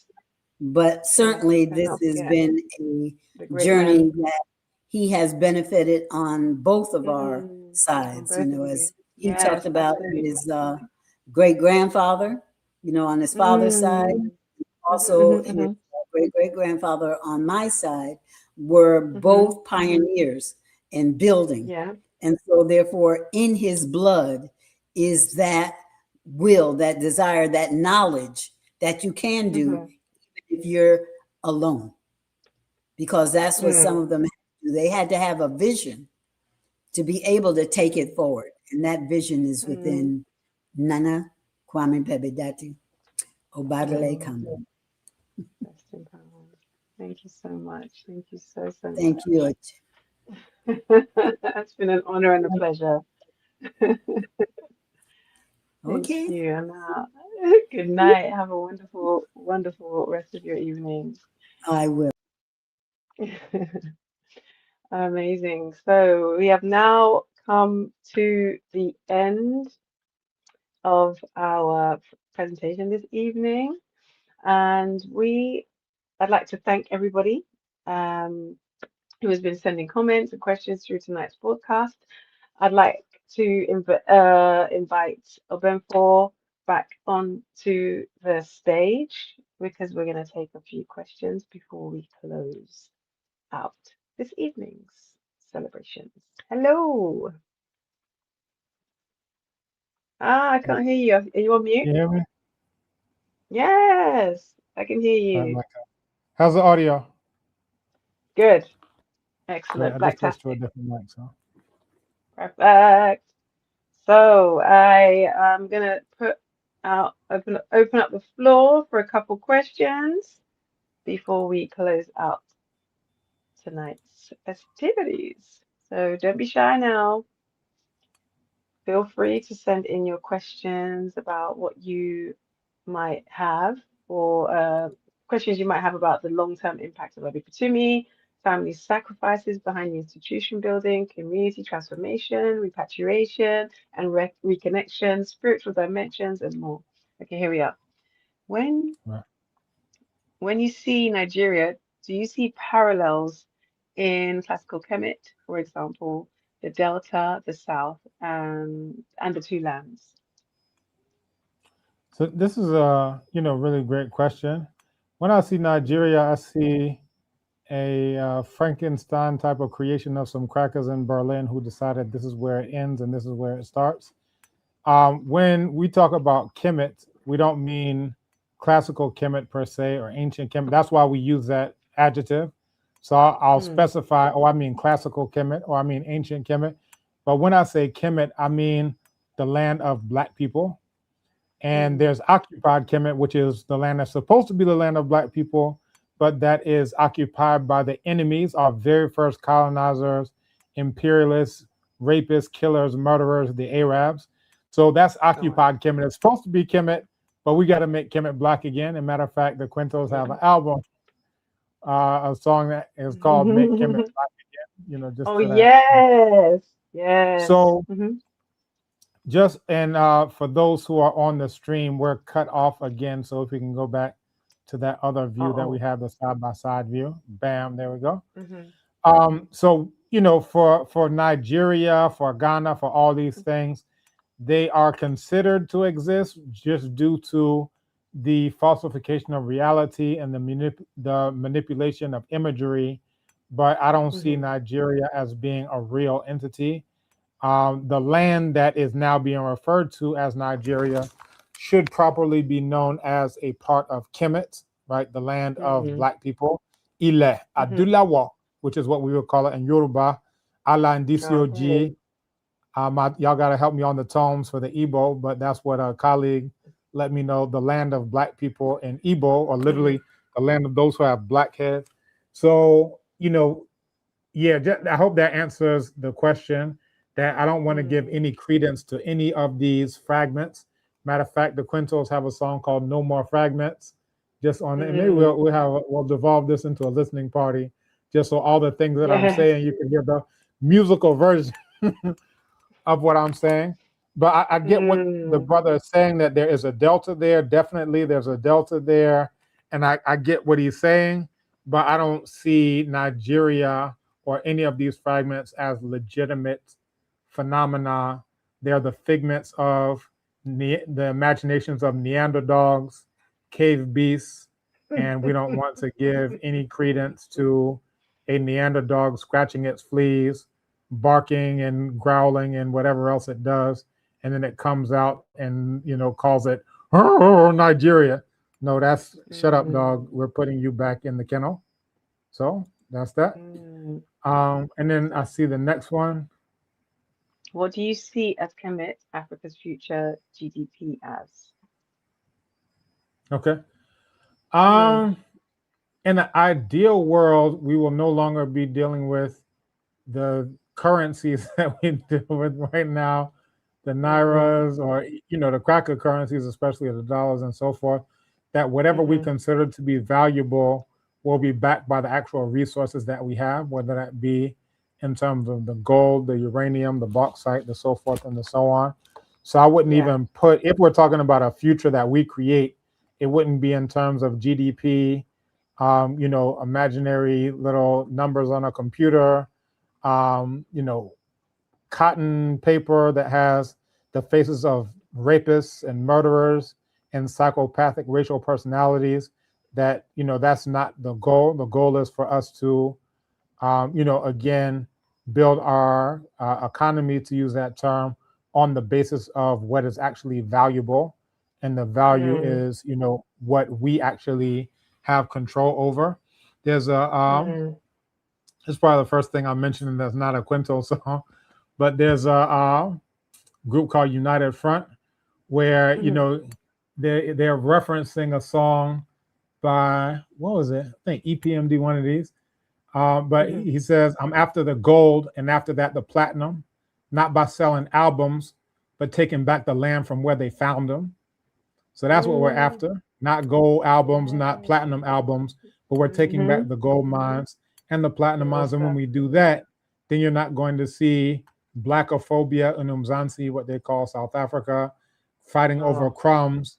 Meanwhile, the crackers stole the whole refrigerator. Yep. So sad. So sad.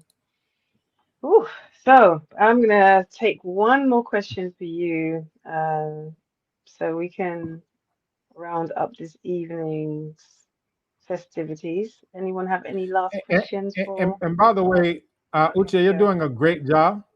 You're a wonderful host. Thank you so much. Thank you so much. I appreciate it. I see you. You're looking at names like, now this is a tongue twister, man. Why y'all ain't give me this name? Thing is, if you say the name to me, I can say it right back to you. Is when I see it on paper, I'm like, dyslexia wants to catch me. I'm it's like, the paper, because some of them are like name. Igbo names, but because you're looking at it like, all right, what's his name? I'm What's like, his name? And then yeah. why you just say it? Why you just say it to me? Come on. Just tell me the name. I'll say it out loud. Oh man, but thank you. I really appreciate it. Right, our final question of the evening. I think you answered this earlier, actually, but I guess you might want to give us a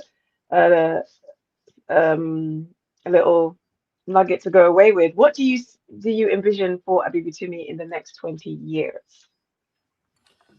I like what the Quintos put together at the end of the montage, right? And I think we're going to show the whole montage from beginning to end. Oh, yeah, okay. But it shows me like walking out of Humnu, but now there are people in this studio. Like literally, we just bought 3 acres in front of Abibitumi headquarters, and we're looking and thinking about what to do with it. I told Onwara it would be good to do a studio over there, so we don't have to worry about when we're broadcasting, when we want to put anything out, whether that's music, whether that's film, whether that's our own program, whatever it is, we could do that. But like it shows me, I guess, an older me, even though I already got the gray hairs, and I'm about to go up by another year in the next couple of days. But it shows me walking, and you can see these people who are active here, those folks who are putting something together on that side, the people who are on the upstairs of Hamnu working on stuff, discussing stuff, talking through stuff. That's what I see. I see, a bustling economy. I see reinforcements.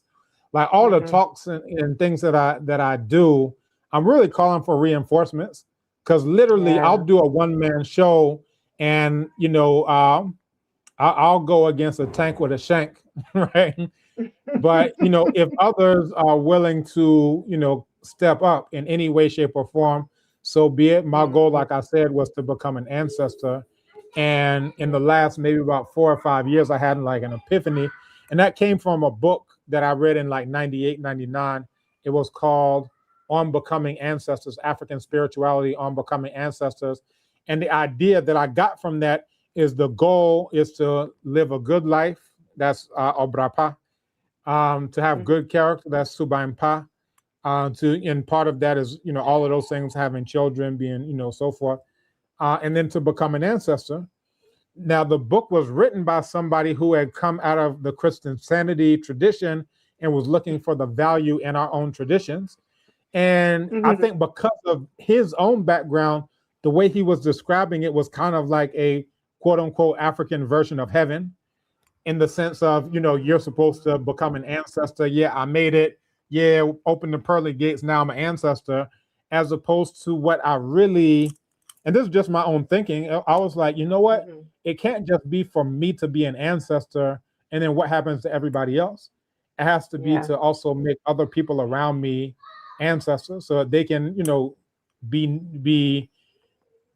so they can have a life worthy of libation as well. You understand? So, nana ya, afia, in fact, I'm a how. Monkoda, Fabima nana ya, Fabima nana ya, Fabima nana ya, what you me? Fabima nana ya, Fabima no. Na monkoda, nana ya, mount no bebre, and say, "What would Johnson pass?" Aye, the work just don't stop. Yes. All right. What can't stop won't stop. Can't stop, won't stop. Yeah. But yeah, so just in terms of like the next 20 years, I see us building up the land in front of Abibitumi. I see the 22 acres that we have sprawling out into beyond just the moringa farm that we have. We have 2 acres out of that 22 acres developed as a moringa farm as it stands right now. I see housing there. I see, you know, those born and raised here in Ghana, together with those in the diaspora, building and replicating what we build. You know, the vision to reality, which is one theme of a past conference, that actually coming into fruition. The demonstration over conversation coming into fruition, construction of Black civilization coming into fruition. And all of these things really it's our willpower. A lot of people don't have that, you know, vision because they've grown up just praying to imaginary crackers on a stick, what I call a cracker kebab. If they're not doing that, they're praying to a rock in the desert. If it's not Christian sanity, it's slime or any of these other, you know, other murder cults masquerading as religions. But, you know, if it's not any of those things, but, you know, all of those things to the side, if we think that there's a problem with the murder cults, if we think that there's a problem with praying to imaginary crackers, if we think it's a problem of praying to a rock in the desert, then it's really up to us to take up the responsibility of doing what needs to be done, you know, and that's in every area. My father would talk about in terms of, you know, culture, historical, in terms of economic, in terms of psychological, in terms of education, in terms of health, in terms of spirituality, in terms of political, social. And the books on my bookshelves are arranged in the method of the Kambon dam. So that's how I even think about it, because we have the psychological section, the culture. So basically occupying every aspect of human reality and bringing those things into fruition. And then, you know, when we think about who we are on a deeper level, like one of my favorite areas of study is astrophysics and, you know, related fields, you know, allied fields, associated fields. And when you look at, you know, the formation of the solar system, for example, or, you know, all heavy metals in the universe being made up in, you know, the supernovae of stars, these are very violent processes, right? If you look at the nuclear fusion in what we refer to now as the sun, That's a very violent process. All these things. And the fact that we're sitting right here means that we've been through the most violent processes that could ever be conceivable to exist. You understand? But here I am talking to you, Uche, and really we're just different manifestations of that same one thing that existed in the beginning. And just to put that into perspective, it means that how could I ever be afraid of anything if I've already been through a supernova? And the view has changed again. The cutoff view on the vertical is back to being cut off. There we go. There we go. So it just kind of helps me, at least personally, put things into perspective in that when they refer to Tutankhamun, what crackers call King Tut, there's a lot that's missing when crackers start cracking with their terminology and this, because when you look at his name, Tutankhamun, that's the living image of Amen, right?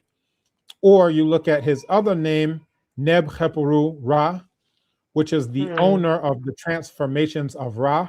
And that's really what we are. When they talk about we're all made out of star stuff or stardust, that's what that name is saying, that we ourselves are just the different transformations of Ra, of the sun. So, just to answer your question now, that what I see is moving forward without fear, because we know who we actually are. We know that we can never die. The best thing someone can do for us is to make us transform. The worst thing someone can do for us is to make us transform. But at the end, all that there is transformation. So I'm going to do what I think is necessary to restore Ma'at.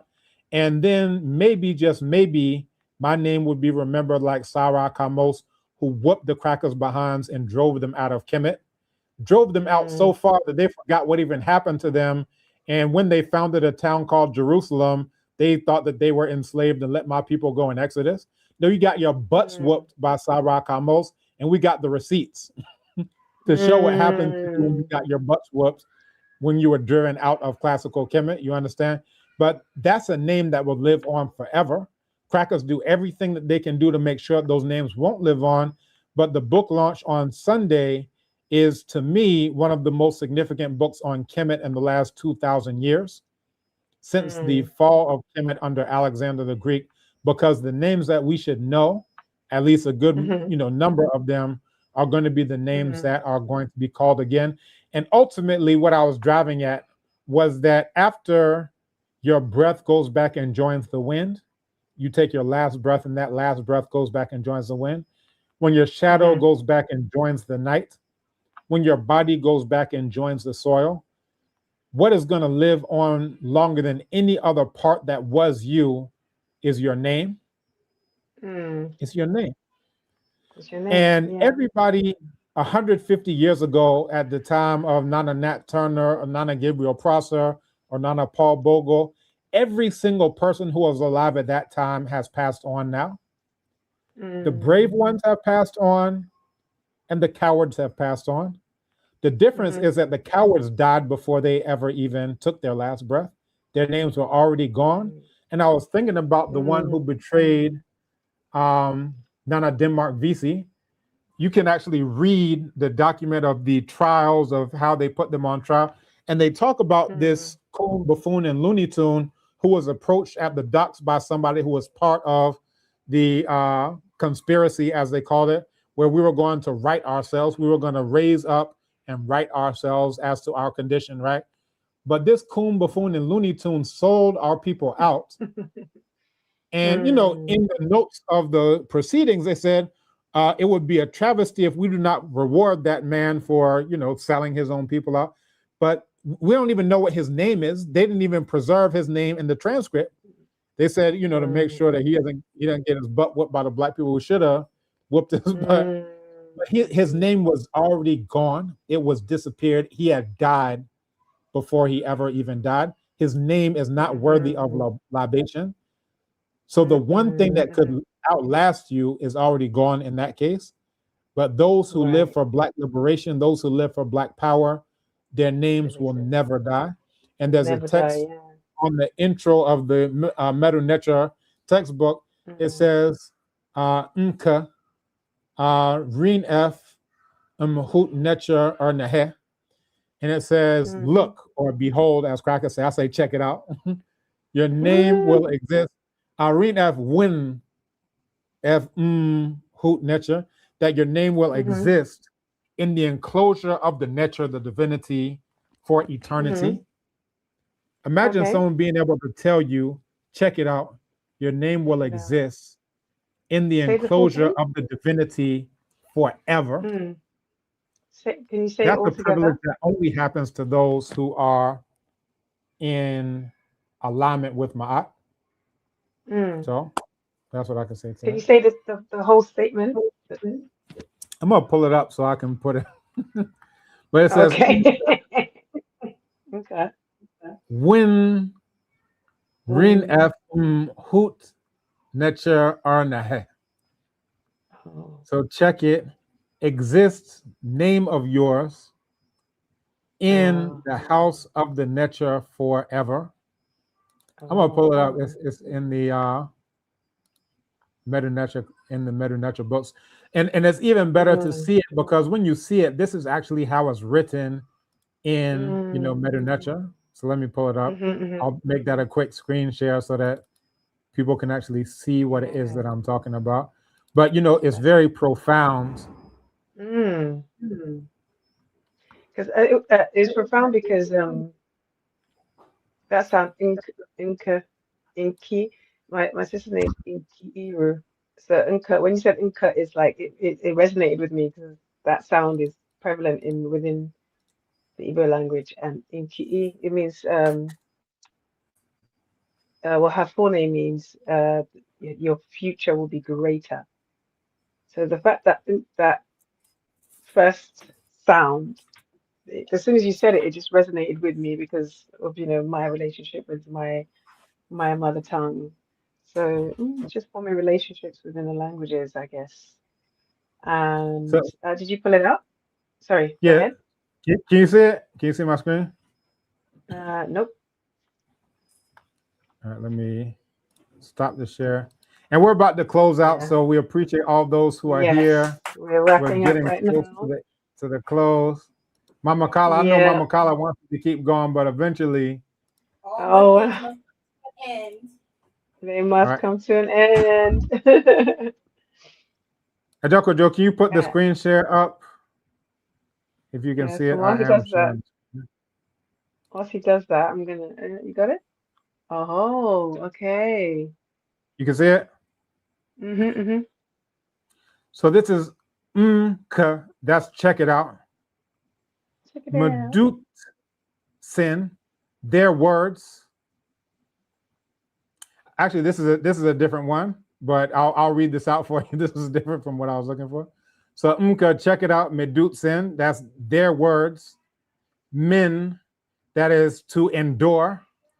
Sahau, that their words endure in writings.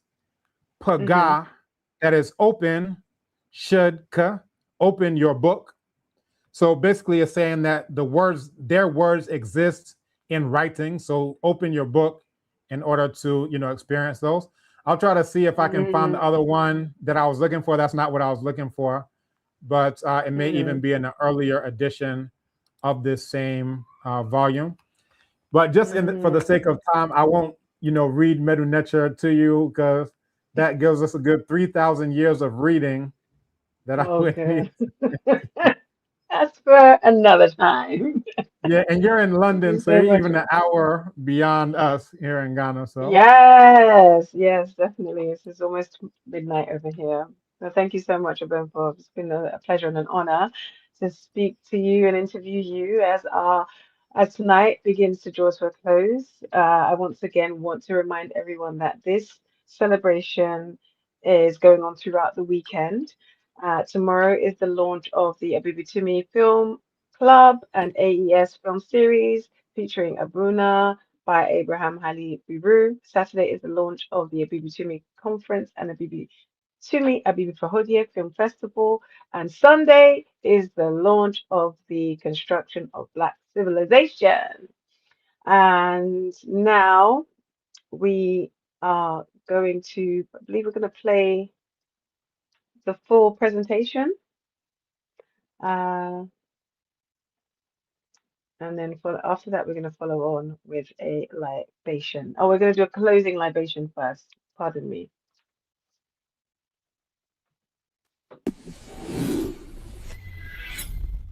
Oh, no, we're not.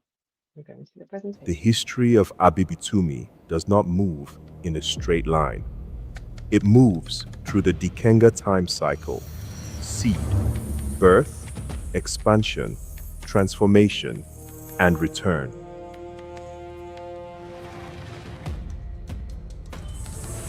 Before the apps, before the conferences, before the global network, there was a question: what happens when Black people build our own digital home? In 2006, the work moved through language. Ọbádélé Kambon taught Twi and Yoruba in Chicago, using language as a path back to memory, identity, and power. At the 2006 Sankofa Conference in Washington, D.C., Ọbádélé and Dr. Kwasi Konadu reasoned through a vision that would move from idea to infrastructure.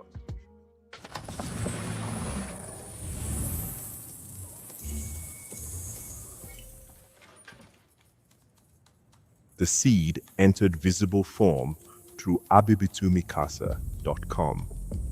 A domain became a doorway into a new kind of Black educational space. The name carried the mission. Abibitumi Casa joined Black power with language. Speech, study, and organization became part of liberation work. The classroom was no longer limited by city or country. Live audio, video, and online instruction turned Abibitumi Casa into a global learning space. By 2007, Abibitumi Casa offered online classes in Akan, Yoruba, Songhai, Wolof, and other Black languages. The technology was young, but the vision was far ahead of its time.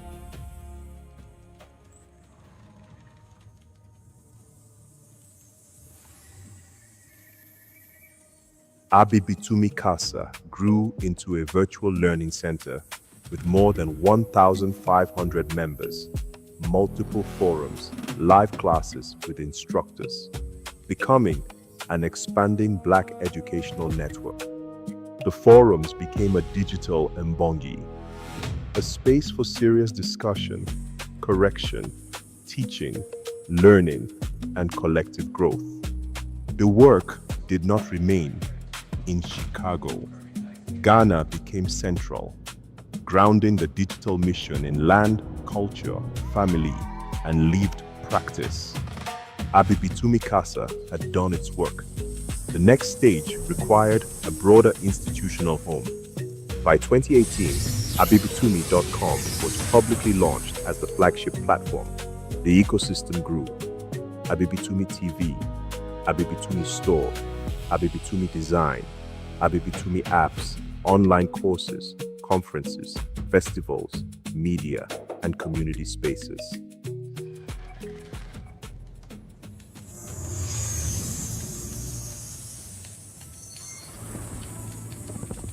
The next stage was physical. What began as an online classroom became a movement toward land, buildings, media infrastructure, and permanent institutional presence. Through every stage, the core remained clear: language, worldview, memory, community, Black power towards Black liberation.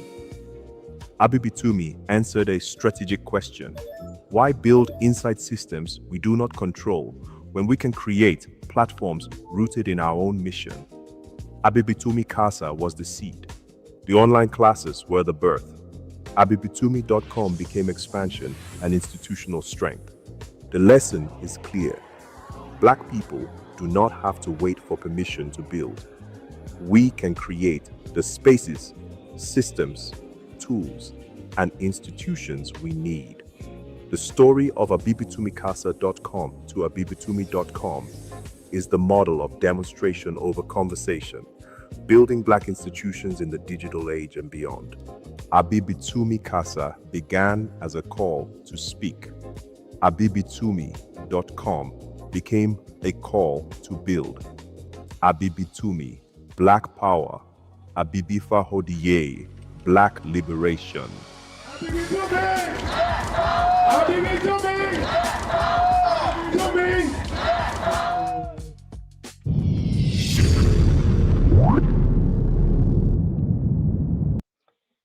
Whew, what a powerful evening. Tonight we have been reflecting on history, community sacrifice, institution building, family, scholarship, healing, and vision. 20 years of Abibitumi represents far more than just survival.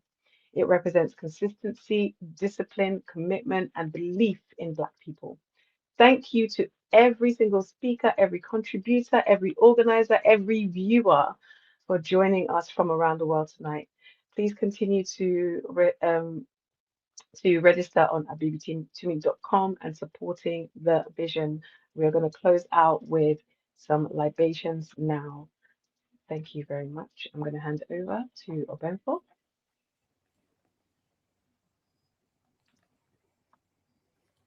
All right, and once again, Blacktastic job. Uche, our wonderful hostess, did a great job, great interview questions. The names, we loved how you got the names. So all of those, you made it happen. All right. Yeah, we got through it. Ago.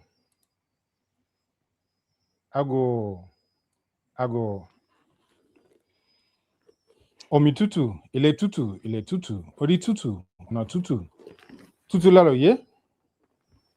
Ìbà Olódùmarè tẹ̀rẹ̀rẹ̀ káyé. Ìgbà Ọ̀rúnmìlà òjùkọ̀tún. Ìgbà Ọ̀rúnmìlà òjùkọ̀sìn. Ìbà Ọ̀rúnmìlà gbárápẹ̀tù. Ìbà Ifá akérèfíṣọgbọ́n. Ìbà Ọ̀kọ́dà ìbà àṣẹ̀dá. Ìbà Rẹ̀bọ́lùtùfẹ̀. Ìbà Mẹ̀gbọ́nlọ́dẹ Rẹ́mọ. Ìbà ẹ̀yìn àríwájú awádèrò ẹ̀hìn. Bí ẹ̀kọ́ ló bá jùbà ilẹ̀ ìlà lanu. Ọmọ tí kìí jùbà ìbàpá. Àgbẹ̀ tí kìí jùbà. Àdá ló ṣàníjúgun. Kí gbogbo yín òrìṣà kí ẹ wá mu omi. Ìbà Ọ̀ṣun, ìbà Ògún, ìbà Yemọja, ìbà Ṣàngó, ìbà Ọya, ìbà òrìṣà oko, ìbà Ọbàtálá, ìbà ẹ̀yin òrìṣà gbogbo, ìbà ọ̀kànlénírínwó, ìbà àtìyọ ọjọ́, ìbà tìwọ̀ oòrùn. Kí gbogbo nǹkan lọ tààràtà fún wa. Ká kọ́ gbọ́ngbọ́ngbọ́n, ká kọ́ lọ́mọ́lá, ká lówó lọ́wọ́, ká lówó láyé. Ká ṣẹ́gun wọn ọ̀tá àbà gbogbo. Kò ní sí ọ̀tá kankan tó lè fà wá sínú ní gbogbo èsì ayé wa. Ká ní ìlọsíwájú àti ìtẹ̀síwájú ní nǹkan kí nǹkan tá bá ń ṣe.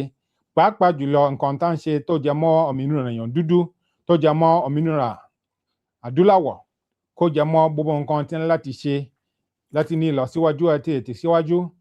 Kí a ní ìdàgbàsókè, kí a ní ìtẹ̀síwájú nínú nǹkan tá ń ṣe. Ká rówó lò, ká rọ́kọ̀ wá, ká rọ́mọ bí, ká ráya fẹ́. Kí gbogbo nǹkan lọ dáadáa fún wa nínú gbogbo nǹkan tá ń ṣe. Ẹ̀yin òrìṣà, ẹ̀yin lè ríra, ẹ̀yin lè ríran jù wá lọ. Orí wa kò sí òrìṣà tó lè gbẹ̀nì lẹ́yìn orí ẹni. Kí gbogbo nǹkan lọ dáadáa fún wa. Àṣẹ, àṣẹ, àṣẹ ooo. Kí bà kó ṣẹ.